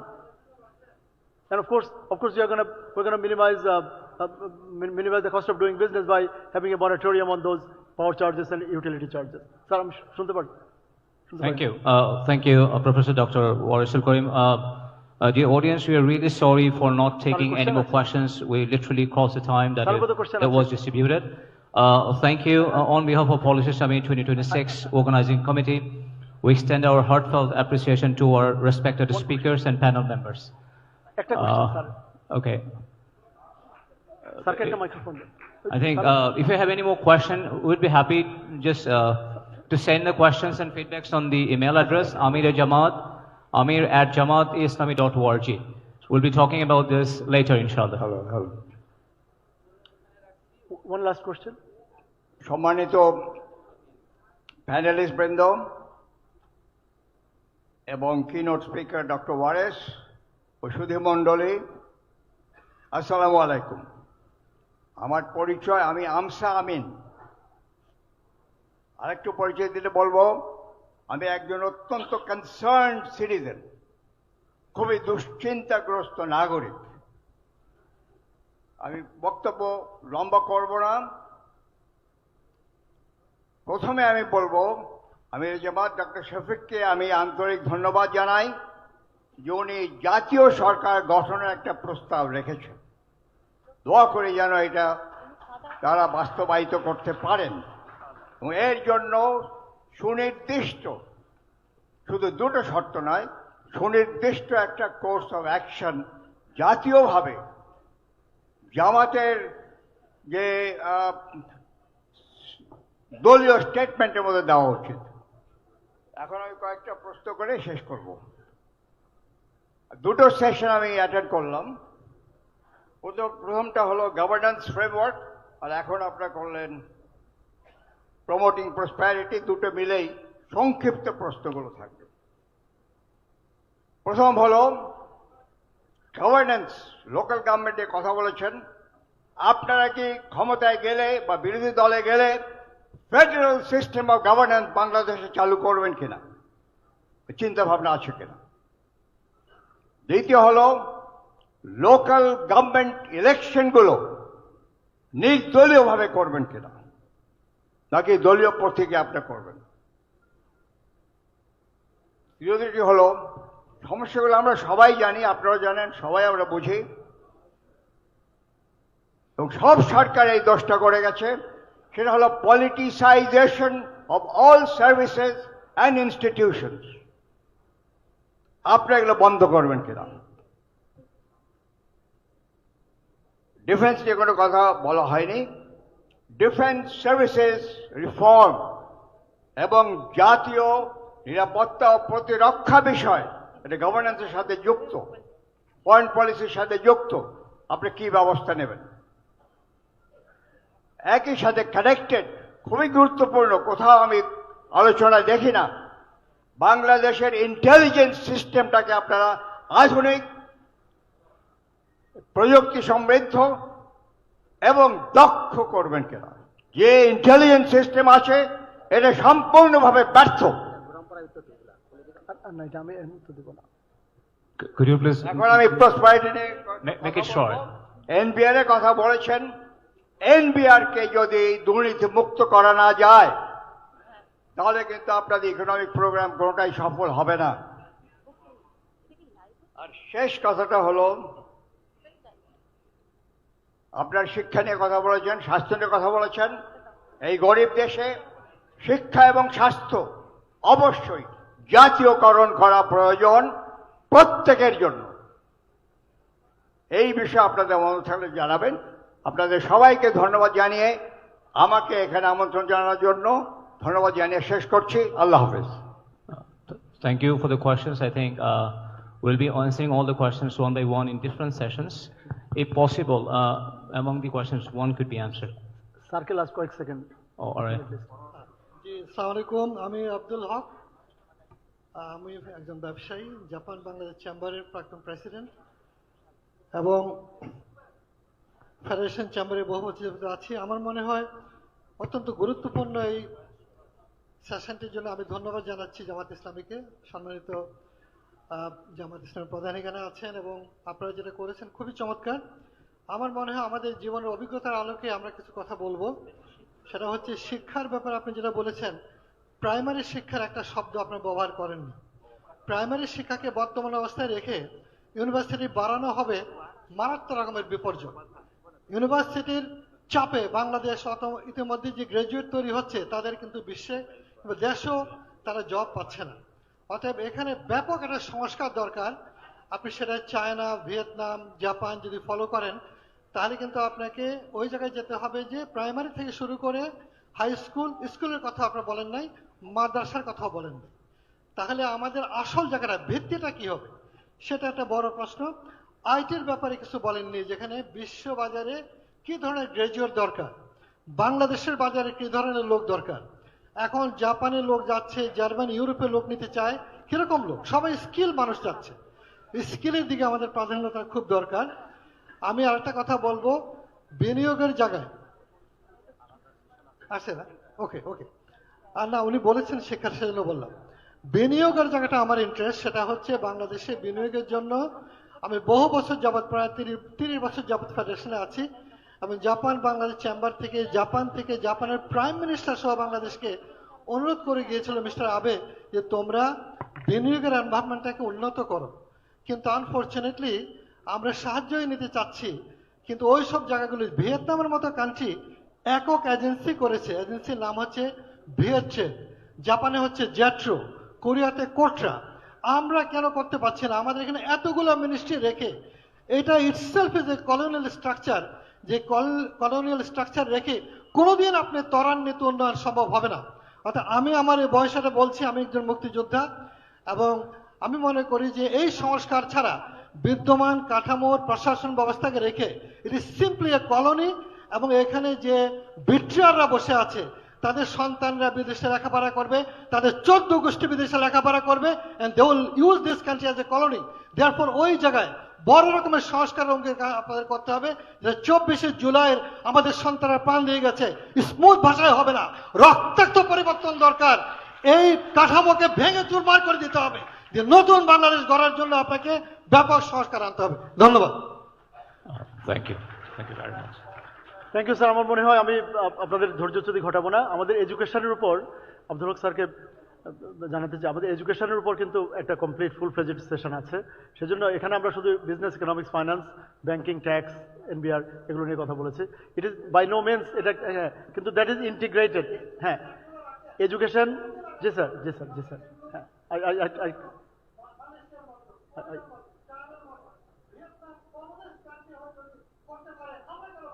I absolutely agree, sir. আমার মনে হয় sir ওই এডুকেশনের জন্য সেই জিনিসগুলোতে বেশি ডিটেল যাচ্ছে না। আমরা অফকোর্স স্টেম এডুকেশনের কথা আমি দেখেছি, আমি বলি নাই কারণ এডুকেশনের জন্য রেখেছি সেগুলো, প্রাইমারি, সেকেন্ডারি, টার্সিয়ারি, ইউনিভার্সিটি। আমরা শুধু ফোকাস করেছি যেগুলোর ফাইন্যান্সিয়াল ইমপ্লিকেশন আছে, যেমন যে এক্সট্রা প্রোগ্রামগুলো, এটা কিন্তু ইনক্রিমেন্টাল কস্টগুলো। আমাদের বাজেট কিন্তু নিশ্চয়ই 2 লাখ কোটি টাকার না, কারণ গতবার লাস্ট বাজেট ইজ প্রায় 8 লক্ষ কোটি টাকা। সো ওই শুধু ইনক্রিমেন্টাল কী পলিসি, মানে এই পলিসিগুলোর জন্য কতটুকু এক্সট্রা কস্ট হবে। যেমন আমরা আগের যে বেনিফিট প্যাকেজ আছে, সোশ্যাল সেফটি নেট আছে, এর কোনোটাতেই টাচ করার কথা বলিনি, শুধু এক্সট্রা যেগুলো সেগুলোর জন্য কতটুকু খরচ। So by no means the package that I proposed or we proposed is by no means the full story. It is only part of the story. But definitely I appreciate the education, infrastructure, technology and industry academia difference. Of course, আমি মানে আপনার মতোই one of the ones who can see it every day as a teacher, as a university teacher.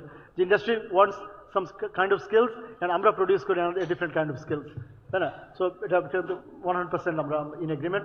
এবং আমার মনে হয় Jamaat Islami, as I said, I can't speak on behalf of the party as a whole, but other sessions will respond to those. Thank you. Thank you.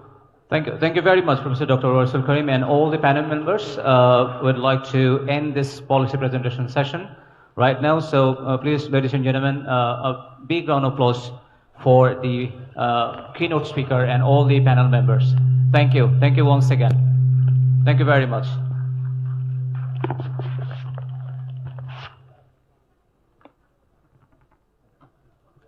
Ladies and gentlemen, are you still with us? Good, because now I will be delivering the policies on stand-up comedy. No, I'm just kidding, That's the fault of us youth, But the youth policy is matter of no joke. Even though us youth, we tend to make a lot of joke. So, the future of Bangladesh lies with its youth. And as a Gen Z woman, I'm really excited that our next session focuses on youth employment, unleashing the power of Gen Z and Gen Alpha. This will be a very short session because we'll be, immediately after that, we will have our lunch. So I will, to explore the innovation, skill development, entrepreneurship, and digital transformation, I welcome our speakers and panelists, including Dr. Ashikur Rahman as keynote speaker. He is the Regional Manager of Asia, centralized support to the ENFP network, as well as Masud Rahman as panel member. He is a former senior design engineer. We also have Muhammad Abdullah Al Mahmood, CEO of Thriving Skill, Nurul Islam Saddam, Central President of BICS, Engineer Bilal Ahmed, Executive Committee Member of Bangladesh Association of Software Information Services, Engineer Tunazina Rahimu, Teacher's Assistant in Brack University, and Consultant to Disaster Management. Ladies and gentlemen, join me in a round of applause for our esteemed guests. I respectfully invite our guests to assume their seats. Yes, and now I invite Dr. Ashikur Rahman to deliver his keynote speech. Dr. Ashikur Rahman. You go ahead. Okay, no worries. Go ahead.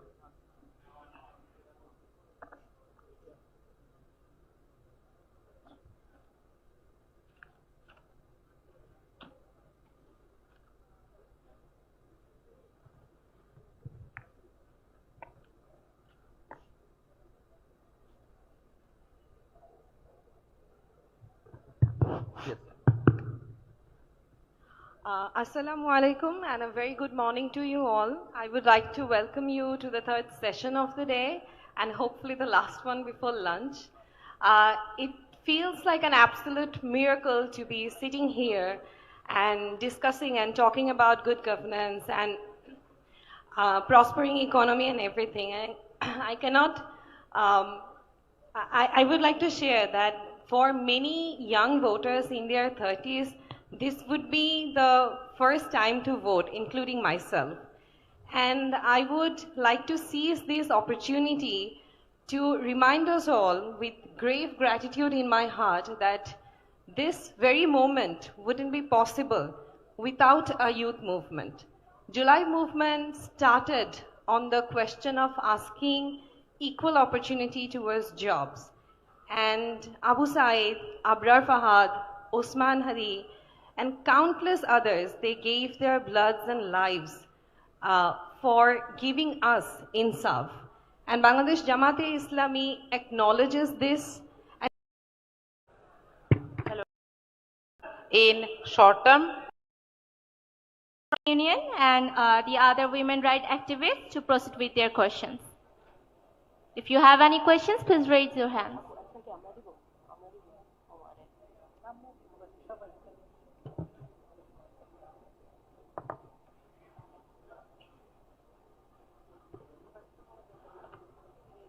আসসালামু আলাইকুম আমি আয়েশা সিদ্দিকা মেঘলা জাহাঙ্গীরনগর বিশ্ববিদ্যালয় কেন্দ্রীয় শিক্ষার্থী সংসদের জাকসুর edges হিসেবে দায়িত্ব পালন করছি জামাতে ইসলামকে প্রথমেই ধন্যবাদ তাদের ইশতেহার এত সুন্দর করে প্রকাশ করার জন্য এবং আমরা তাদের এখানে নারীদের জন্য ভালো ভালো কিছু সিদ্ধান্ত দেখতে পেয়েছি আমরা জামাতে ইসলামের পুরুষ উইংকে যতটা ভিজিবল দেখি আমরা নারী উইংকে ততটা ভিজিবল দেখি না আমরা টকশোতে দেখি যে হাতে গোনা কয়েকজন নারী সেখানে রিপ্রেজেন্ট করে কিন্তু ভিজিবল যে শুধুমাত্র টকশোতে হতে হবে সেটা না সেটা বুদ্ধিভিত্তিক প্ল্যাটফর্ম হতে পারে আমি একটা প্ল্যাটফর্মকে দেখি যে তারা সেখানে কাজ করে কিন্তু সেখানে আলোচনার শুধুমাত্র বিষয়বস্তু আসে আমরা বিষয়বস্তু জানতে চাই না আমরা তাদের আলোচনা জানতে চাই আমরা জানতে চাই তারা কি কথা বলে আমাদের দেশের 50% নারী এবং জামাতে ইসলাম থেকে সংরক্ষিত আসনে নারী প্রতিনিধিরা আসবে আমরা জানি না যে জামাতে ইসলামের নারীদের দেশ সম্পর্কে কি ভাবনা দেশের বিভিন্ন সেক্টর সম্পর্কে কি ভাবনা আমরা জানি না যারা পর্দা করে সেসব নারীদের নিয়ে তাদের কি ভাবনা এবং যে সকল মুসলিম নারী পর্দা করে না তাদের নিয়ে কি ভাবনা আমরা জানি না যে অমুসলিম নারী তাদের নিয়ে কি ভাবনা এমনকি যারা নাস্তিক তাদের নিয়ে কি ভাবনা আমরা নারীদেরকে জামাত ইসলামের নারীদেরকে শুধুমাত্র পোস্টার বিলির জন্য মাঠে দেখতে চাই না আমরা তাদের বুদ্ধিভিত্তিক আলোচনা জানতে চাই আমরা তাদের চিন্তা ভাবনা জানতে চাই এবং একটি রাজনৈতিক দলের অর্ধেক অংশ অর্থাৎ ফিমেল উইং যখন এতটা অস্পষ্ট থাকে অস্পষ্ট এই কারণে বললাম কারণ আমরা তাদের চিন্তা ভাবনা আমাদের সামনে আসে না তো যখন তারা অস্পষ্ট থাকে তখন একজন ভোটার হিসেবে আমাদের সেই রাজনৈতিক সংগঠনকে ভোট দিতে হলে আমাদের সিদ্ধান্তহীনতায় ভুগতে হয় ধন্যবাদ okay, I would like to take the opportunity to answer the question first, then I'll ask our panel members, inshallah. By policy, Jamaat is not against women participation. This is the baseline. But the context in Bangladesh did not let our men even to show up, right? In past years. But still, in past years, in parliament, we had representation. Sometimes 3, sometimes 2, we had female parliament members, right? And in past years, we had more than 100 Union Parishad members, with more than 30 vice chairmen, and we had more than 40 Upajala chairman, right? So, ward commissioner. Even in Dhaka city, we had 3 ward commissioners. These are the people who were elected, but the competitors were many, right? So we are not against women's participation. And inshallah, in coming days, it will be reflected more. I guess you are not happy. I guess you are happy. Inshallah. Any more questions, please? Madam, ekta microphone, please.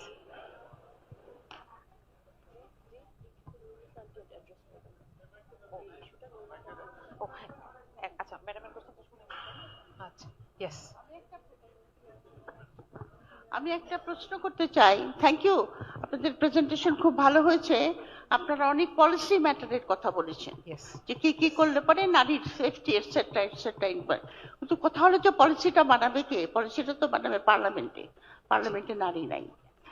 তো এই একটা প্রশ্ন, এটা নিয়ে আপনারা চিন্তা ভাবনা করছেন কিনা যে আপনার পলিসি এফেক্টস এভরিবডিজ লাইফ, মেয়েদের লাইফও এফেক্ট করে, সেখানে আমাদের decision making voice is important. তো আপনারা এটা নিয়ে চিন্তা করবেন। আর একটা কথা প্রশ্ন আমি করছি যে বাংলাদেশে শারিয়া আইন আছে, শারিয়া আইন আছে আমাদের পার্সোনাল ফ্যামিলি লাইফকে ব্যাপারে ম্যাটারে, কিন্তু আমাদের দেশে শারিয়া আইন কি কমপ্লিট? এটা নিয়ে চিন্তা করেছেন? যেরকম ছেলেরা মেয়েদের চেয়ে বেশি সম্পত্তি পায়, হ্যাঁ, এটা কিন্তু আপনার 1400 বছর আগে যখন রসুল এটা করেছিলেন, সেটা কিন্তু একটা সোশ্যাল ইঞ্জিনিয়ারিং ছিল, যে আপনার ছেলেটার উপর কিন্তু দায়িত্ব দেয়, বাবা মার দায়িত্ব দেওয়া হয়। এবং আপনার মেয়েদেরও, যেহেতু তারা হাফ প্রপার্টি নেয়, মেয়েদের কিন্তু বাপের বাড়িতে একটা রাইট থেকে যায় এবং ভাইয়ের বাড়িতেও একটা রাইট থেকে যায়। কিন্তু আমাদের এখানে কিন্তু ছেলেরা বাপমার দায়িত্বটা সেরকম ভাবে দিচ্ছে না, কিন্তু প্রপার্টিটা ডবল দিচ্ছে। তাহলে কি একটা আইন পাস করা উচিত নয় যে যেহেতু তোমরা ডবল প্রপার্টি নিচ্ছ, তোমরা বাপ মাকে দেখতেই হবে, because you are taking the more than what your sister is getting. দ্বিতীয়ত আপনার শারিয়া আইনে যেটা আপনার কাবিন বলি আমরা, কাবিনটা তো মেয়েকে ঘরে নেওয়ার আগে তার হাতে দিতে হয়, সেটা তো দেয় না, তাই না? তো ওখানে একটা ঠকানো হয়। আর একটা আছে আপনার যে মেয়েদের আমরা যখন ঘরে যাই, আমার সবকিছু দেখভাল আমার স্বামীর করার দায়িত্ব, আমি যেটা ইনকাম করবো সেটা আমার, কিন্তু তা কিন্তু নয়, আমাদের ইনকাম কিন্তু আমাদের সংসারেই খরচ করতে হয়। তো এই সমস্ত শারিয়া আইন আছে, এটা ঠিক আমাদের এখানে, কিন্তু এটাকে কমপ্লিট করে কিনা সেটা আপনারা একটু চিন্তা ভাবনা করেন। হাফ হার্টেড করে রাখলে পরে তো না এদিক না ওদিক। আর একটা প্রশ্ন হলো যে জামায়াতে ইসলাম কি হুদুদ আইন ইন্ট্রোডিউস করার চেষ্টা করছে বাংলাদেশে? করবে কি করবে না, যেটা পাকিস্তানি করেছে? এটা একটু চিন্তা করে দেখে আমাদেরকে যদি জানান, আমরা ভোটার হিসেবে উপকৃত হব। জি, thank you madam, thank you madam. So এখানে আমি একটু ভূমিকা দিব এবং নুরুন্নেসা আপা ইনশাআল্লাহ কথা বলবেন। এখানে প্রথম কথা হচ্ছে, উত্তরাধিকার আইন থেকে শুরু করে আমরা এগুলোর ব্যাপারে একটা জায়গায় খুব স্ট্রংলি বলেছি, আপনারা দেখেছেন, আমরা অ্যাওয়ারনেস নিয়ে কাজ করব, কারণ laws are there, right, but the applications are not there. এই যে অর্ধেকটাও যে মেয়েদের পাওয়ার কথা, এই অর্ধেকটাই এখন পর্যন্ত এনশিওর করা যাচ্ছে না, রাইট? এবং কোন পিতা যদি চান, তিনি কিন্তু এই অর্ধেকের চাইতেও বেশি তার জীবদ্দশায় দিয়েও যেতে পারেন। ইসলাম শরিয়া আইন সেটাকে অ্যালাউ করে, সেটা তো দূরের কথা, যেটুকু বাধ্যগত সেটুকুই আমাদের মেয়েরা বুঝে পাচ্ছেন না। জামাত ইসলামী এটার জন্য যে পলিসির যে জায়গাটা রেখেছে সেটা হচ্ছে সোশ্যাল অ্যাওয়ারনেস থ্রু মসজিদ, থ্রু ওয়াজ মাহফিলস, and everything, every aspects could be possible, যে মানুষের মধ্যে এটার ব্যাপারে জানাশোনা এবং আইনের সঠিক প্রয়োগ। এটার জন্য আমরা বলেছি যে আমরা একটা ওয়ান স্টপ ক্রাইসিস সেন্টার করব, যেখানে এই সংক্রান্ত মামলাগুলোকেও অ্যাড্রেস করা হবে এবং র্যাপিড অ্যাকশনের জন্য অ্যাড্রেস করা হবে। আর আরেকটা ব্যাপারে কথা এসেছে পলিটিক্যাল পার্টিসিপেশন দিয়ে। এখন একটা ব্যাপার হচ্ছে, দেখেন, গভর্নমেন্টে কিংবা পার্লামেন্টে কোনো নারী নাই তার মানে কি কোনো নারী বান্ধব আইন হবে না? Men are responsible, right? And women are also responsible. We are not against this participation, but we will be taking time, inshallah. Yes, please.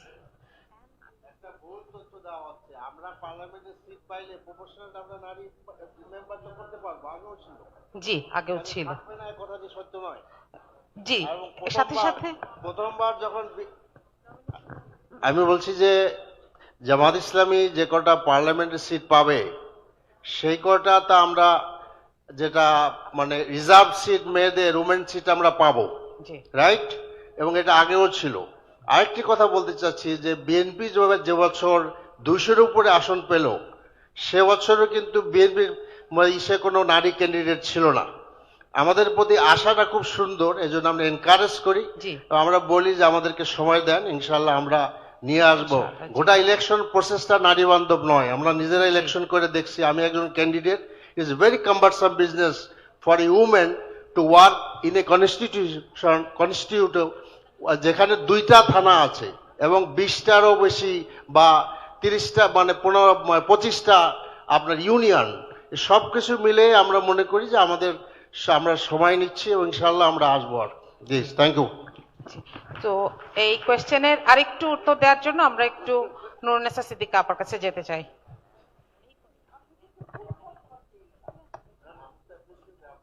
আসসালামু আলাইকুম। আপার আমি শরিয়া আইন দিয়ে শুরু করছি। শরিয়া আইনের ব্যাপারে সবচেয়ে বেশি প্রশ্ন আমাদের ভাই বোনদের মধ্যে কাজ করছে। আসলে দেশের যে প্রচলিত আইন, সে আইনটাকে মেনে চলার জন্যই আমরা কিন্তু প্রতিশ্রুতিবদ্ধ, এবং সে আইনটা যথাযথভাবে মেনে চলা, আইনের সুষ্ঠু প্রয়োগ করা এবং অপপ্রয়োগ না করা, এই বিষয়টাতে আমরা কমিটেড।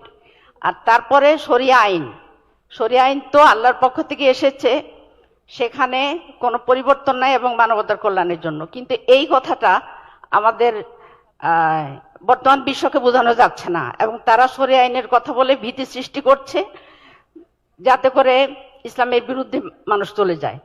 তো আমরা শরিয়া আইন প্রয়োগ করতে হলে আমরা ওইভাবে প্রয়োগ করব না, বরং মানুষের মন মানসিকতা যখন পজিটিভ হবে এবং ন্যায় ইনসাফের দিকে মানুষের এটা আসবে, তখন সেটাকে আমরা শরীয়ত কি বলে ওই পয়েন্টটা আমরা তুলে ধরবো। এবং কনসেন্ট ছাড়া, আমাদের জনগণের কনসেন্ট ছাড়া আমরা কখনোই শরীয়তের কোনো বিধানকে বাস্তবায়ন করতে পারবো না। আমরা রাসূল সাল্লাল্লাহু আলাইহি ওয়াসাল্লামের জীবনও কিন্তু এটাই দেখি। মাক্কি জীবনে 13 বছর ইসলাম প্রচার হয়েছিল, কিন্তু তারপরেও সেখানে কিন্তু ইসলাম প্রতিষ্ঠা হয়নি। তার কারণ জনগণের সেখানে ছিল না, পার্টিসিপেশন ছিল না ফুললি। আর মদিনায় যাওয়ার পরে জনগণের পার্টিসিপেশন হয়েছে এবং আল্লাহ তাআলা একের পর এক বিভিন্ন আইনের দিয়েছেন, আয়াত নাজিল করেছেন। তো আমরা যারা ইসলামকে বিশ্বাস করি, ভালোবাসি, আমরা ওইভাবেই আল্লাহ তাআলা যেভাবে সুন্দর করে তার বিধানকে মানব জীবনে বাস্তবায়ন করা রাসূলকে শিখাই দিয়েছেন, আমরা সেই পথে আগাবো। সুতরাং এখানে কোনো চিন্তার কারণ নেই যে আমরা শরিয়া আইন প্রয়োগ করে একটা কিছু করে ফেলবো। I have a question. Please. আচ্ছা, আমি একটু ইংরেজিতেই বলি, বাংলা মিক্স করে বলবো। আচ্ছা, ফার্স্ট অফ অল আমি একটা পজিটিভ সাইড বলবো এবং একটা skepticism, দুইটা part.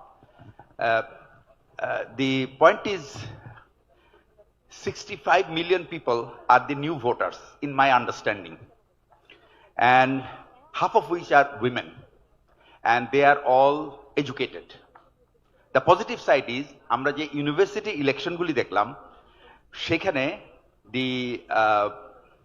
I would say that Islamic ছাত্র শিবির and with all তাদের সাথে যারা I would say affiliated, they have been a winner. This is a positive sign. But there is a huge skepticism amongst these people who are not affiliated with Islamic ছাত্র শিবির or such political parties. Question is, all your policies can only be effective if you win the election. Our immediate goal is to get to the power. What kind of message Jamaat-e-Islami is giving to eradicate or give the confidence to the people who are skeptic about the women, I would say their attire, behavior, and is Jamaat-e-Islam going to push the boundary to a level which these people will not be ready to accept, and therefore will turn their face to vote for you.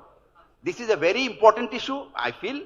If you really want to do insaf, before that you have to ensure that this skepticism go away from at least the new voters, those who are learned, and they are every day questioning people like me that are they good? What is going to happen? Will they force us to wear veil? আমাদেরকে কি পর্দা বোরকা পড়তে বলবে? So এটা কিন্তু একটা খুব জেনারেল এবং খুবই কিন্তু একটা pertinent question. So I want a sort of very open and very frequent discussion on this, so that this skepticism gets away before the voting day. That's very important. Thank you so much. Yes, I guess you are right. Before taking another question, I would like to, yes?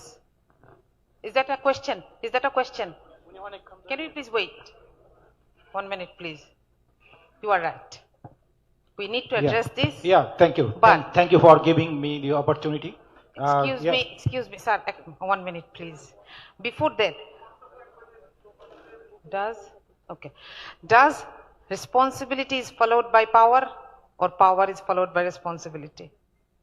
Right? So if I am not in good number in front of people, how do I show that who am I? Right?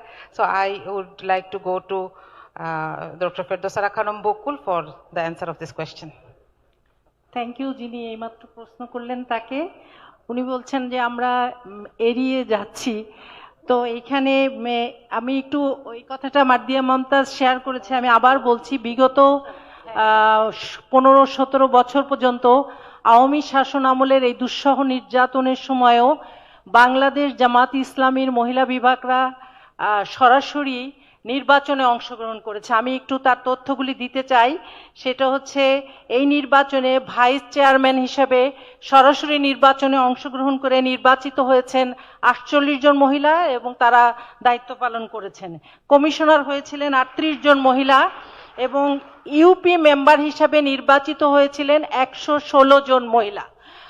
তো আমি বলতে চাই যে আমরা আসলে বিগত 16 বছর আপনারা জানেন আমরা এক জায়গায় বসে কথা বলতেও পারিনি, আমরা প্রকাশ্যে আসতে পারিনি, আমরা এই রাজনীতির যে প্রকাশ্য ময়দান সেখানে অংশগ্রহণ করতে জামাত ইসলাম পারেনি। তো ইনশাল্লাহ সামনের দিনগুলিতে জামাত ইসলাম সেই অংশটা নিবে। এবং আপনি নিজেই উল্লেখ করেছেন বিশ্ববিদ্যালয়ের কথা, সেখানে বিশ্ববিদ্যালয়ের ছাত্রী সংস্থা মেয়েরা অত্যন্ত দক্ষতার সাথে সেখানে অংশগ্রহণ করেছে, বিজয়ী হয়েছে, দায়িত্ব পালন করছে। ইনশাল্লাহ জামাত ইসলামের মহিলারাও দায়িত্ব পালন করবে এবং দক্ষতার সাথে ইনশাল্লাহ দায়িত্ব পালন করবে। আরেকটি কথা বলতে চেয়েছিলেন পোশাকের ব্যাপারে, যে নারীদেরকে জামাত ইসলামী পোশাকের ব্যাপারে বোরখা পরা বা এই ধরনের কোনো পোশাকে বাধ্য করবে কিনা। আমরা জানি খোদ আল্লাহ সুবহানাহু ওয়া তাআলা ইসলামের কোনো বিধান কারো উপরে জোর করে চাপিয়ে দিতে বলেন নাই। রাসূলুল্লাহ সাল্লাল্লাহু আলাইহি ওয়াসাল্লাম কোনোদিনও কারো উপরে ইসলামের বিধান জোর করে চাপিয়ে দেন নাই। সো জামাত ইসলামী কেন এই কাজটি করবে? এবং এর একটি বাস্তব দৃষ্টান্ত আমরা দেখেছি, ঢাকা বিশ্ববিদ্যালয় সহ সারা বিশ্ববিদ্যালয়ের জেনারেল ছাত্রীরা ছাত্র শিবিরকে বিপুল ভোটে বিজয়ী করে প্রমাণ করেছে ছাত্র শিবির হচ্ছে তাদের জন্য সবচেয়ে সেফগার্ড, যারা তাদেরকে পোশাক থেকে শুরু করে কোনো কিছুর ব্যাপারে তাদের উপরে কোনো নির্যাতন করবে না, জোর করে চাপিয়ে দিবে না, তাদের ক্ষমতা কেড়ে নিবে না। এবং তারা প্রকাশ্যে বারবার সেটা প্রকাশও করেছে যে আমরা একমাত্র নিরাপদ বোধ করি ছাত্র শিবিরের কাছে। So I think Jamaat Islami ইনশাল্লাহ যদি তাদের সুযোগ আল্লাহ সুবহানাহু ওয়া তাআলা দেন, দে উইল প্রুভ ইনশাল্লাহ যে তারা মহিলাদেরকে সমান তালে সমানভাবে সর্বক্ষেত্রে কাজে লাগিয়ে তাদের দক্ষতাকে প্রমাণ করার সুযোগ দিবে নিরাপত্তা সহকারে। Thank you so much. Thank you, honorable panelists. We will take only one question. Yes, one question.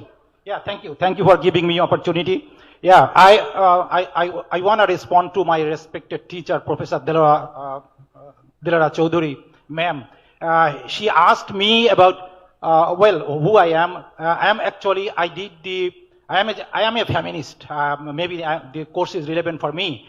And like me, more aggressive feminist is here. So that's why I am talking. Response to the my respected teacher is that who will make the policy? I see the you know that the man. If we look at the dais, we see that how the gender is not only women. Gender, of course, it include the men or women both. I think in this panel. The question should come up about the care economy. care economy, we know that who raised this question in Bangladesh first. I am as a gender expert. I did the 2 times, last 10 years, gender country profile for European Union. For European Union delegation and 27 countries that the European Union is implementing currently in last 10 years. So in that context, I was talking with in the morning session with the EU First Secretary, and he simply said it's amazing the policy the Jamaat-e-Islam is talking about. This one comment is that who is the that level of feminist, I would say that the Amir-e-Jamaat, he is the feminist in my definition. How did it that? I am talking about the care economy. The care economy, he is the first person I heard that he mentioned about the 5 hours and 8 hours, and you debated a lot. This belongs to the care economy. And do you know what is the size of the care economy currently in Bangladesh as per Bangladesh Bureau of Statistics? Okay. It's not million, billion, it's $1 trillion economy. Yes. That's we are missing. You're requested to So I think question. it should include in this panel discussion. Thank you. Thank you. So maybe we are not taking any question, Yes, any more we are not questions. taking So any I would like to questions. conclude with one sentence, please. I'm sure many of you still have a lot of questions. You can email them amir@jamaat-islami.org. We will be not taking any question for this session anymore. Okay, thank you. আমি একটা শুধু কথা দিয়ে শেষ করতে চাই যে আমি রিসেন্ট কিছু মাসে মিডিয়ার সাথে কথা বলেছি, কিন্তু সবাইকে নিশ্চিন্ত করা সত্ত্বেও কেউ কেন যেন নিশ্চিন্ত হতে চান না।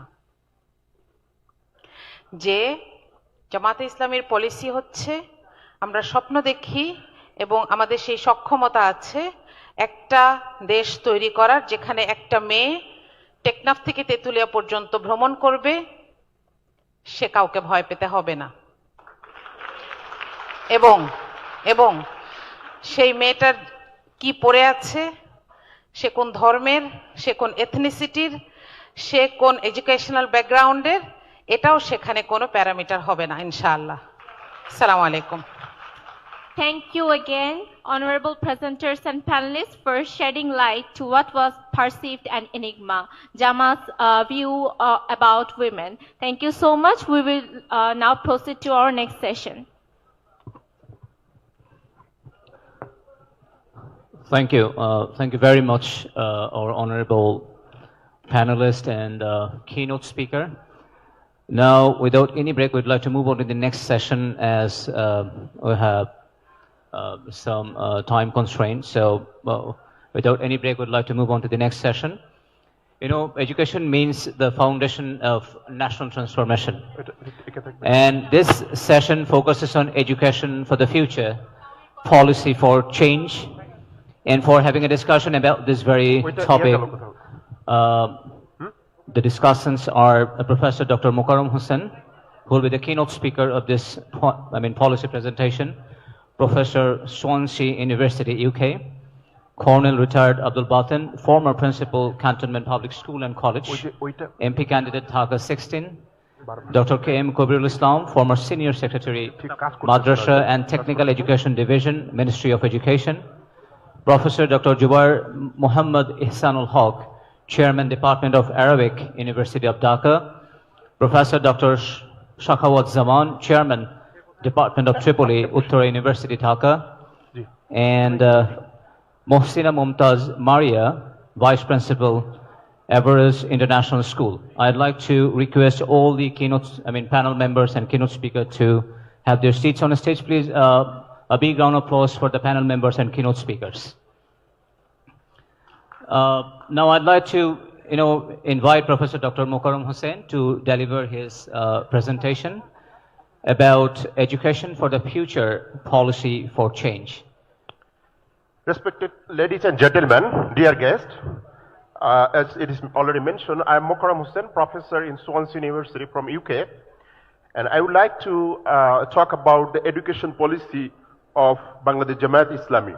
And that will be inclusive and holistic, and that will produce globally competitive citizens. the question is why we would like to talk about the education policy. Well, let's go back to our childhood. We know education is the backbone of a nation. It reflects the very simple sentence, if the backbone of a person is weak, it will affect the whole body, right? And exactly it is happening for Bangladesh. I mean, we have very, very fragile education system, outdated, I should say. And that result, the weak economy, very poor economy, low innovation, no contribution. I mean, we are one of the least innovative nations in the world, right? It's already in the data. And we have been actually sending or producing very, very large number of unskilled labor. And all are the parameters as a result of very, very outdated education system. Let me give you one very simple example.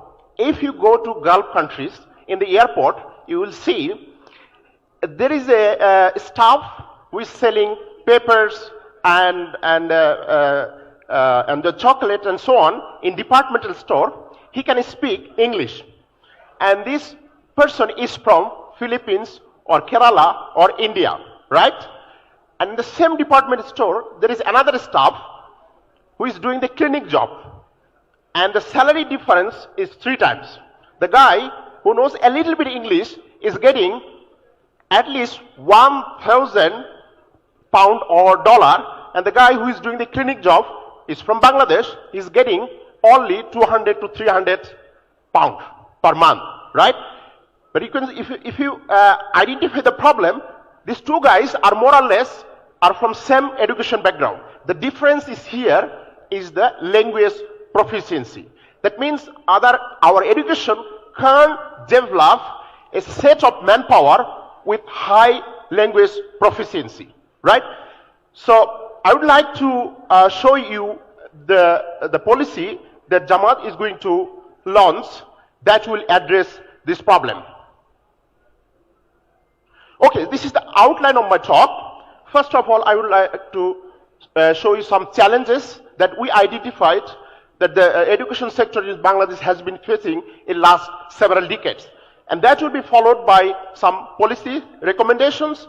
And then if we can implement these policies, we'll have some short-term and long-term outcomes. And we have a framework to implement these policies. We have action plan. And then at the end, we have evaluation strategy and to revise our policies if we are power in the next time and so on. So first of all, for every policy there should be a vision. And what is the vision for our education policy? The vision is we want to propose a holistic education system. What does it mean? It means it will be based on faith, ethics, that will come from our religious values, whatever you are Muslims or Hindus or Christian, doesn't matter. It will come from our religious or faith values. It will include all the cutting edge technologies, for example, AI, innovation, digitalizations, and it will also incorporate the sustainability goals, that is inclusive, equity, and quality. If we can incorporate all these necessary ingredients at the end, we will have ethically sound, skilled, and globally competent citizens. That is our ultimate target. So, first of all, let me give you a couple of ideas. What are the key challenges that our education system is facing? The first of all is our education is purely based on exam orientations. We are evaluating the kids based on exam, 100%, right? And memorizations from kindergarten to the graduate level, in all sectors, in all steps, we are master of memorizations. We're doing the exams in BCS, it's based on memorizations, right? So we want to change these policies to more creative, and it's not only memorizations, it's less focus on skills and some values and attitudes, and very low in creativity and critical thinking. Okay, these types of lacks are coming from One of the example is overcrowded classrooms, right? If you go to Europe, I have been in Germany for years, and now in UK, you will see they have one teacher for 10 students or 80 students. But we have one teacher for 50 students, 50 kids. It's not possible to customize or to deliver customized education for each pupils, each kids with this teacher that needs to deal with 50 kids. No way.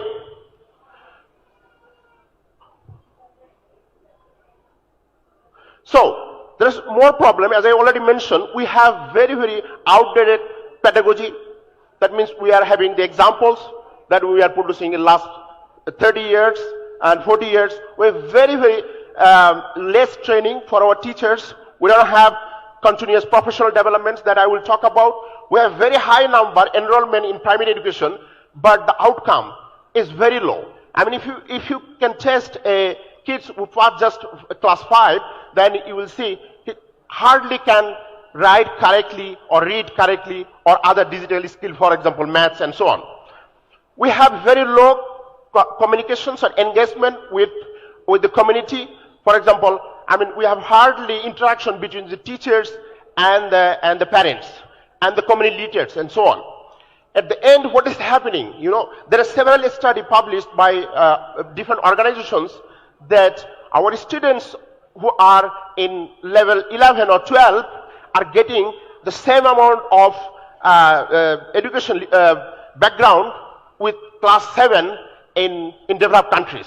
So your students of level 11 equivalent to the students or the peoples in UK or Germany of 7.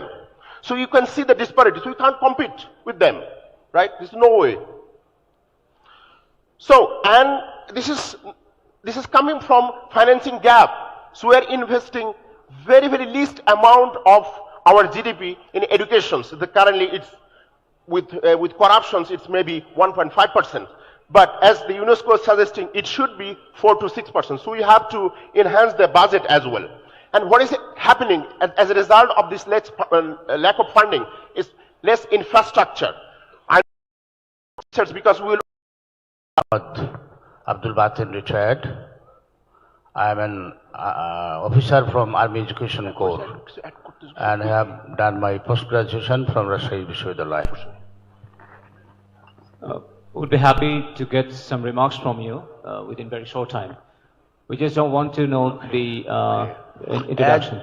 As we have heard from the presentation, Bangladesh Jamaat-e-Islami want to produce morally and ethically sound, competent, educated people who can compete in home and abroad in the job market. Thank you. Thank you.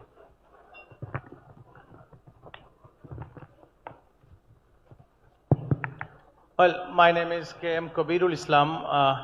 I am a bureaucrat and I have just retired from Ministry of Education as Senior Secretary, Technical and Madrasa Education Division. I have graduated from Dhaka University and then I did my second master's from Norway and PhD from Australia. And I have been in the Ministry of Education for several times and all along almost 6-7 years experience in the Ministry of Education.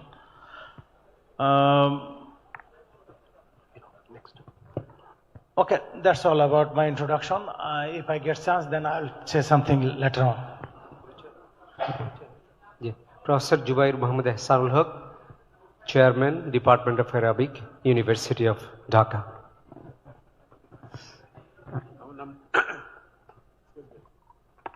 আমার নাম দেওয়ান আলমগীর আমি দেখেছেন যে first সেশনে present করেছি এক সময় শিক্ষকতা করেছি লাইফ লং ট্রেইনার হিসেবে কাজ করেছি সো দেখি আপনাদের প্রশ্ন থাকলে হয়তো বা মোকাররম সাহেব যদি কখনো বলে তাহলে উত্তর দেব Thank you very much. Now we would like to take few questions from the audience. If you have any question, could you please raise your hand? I think our volunteers will be there to help you. Are there anybody to ask questions?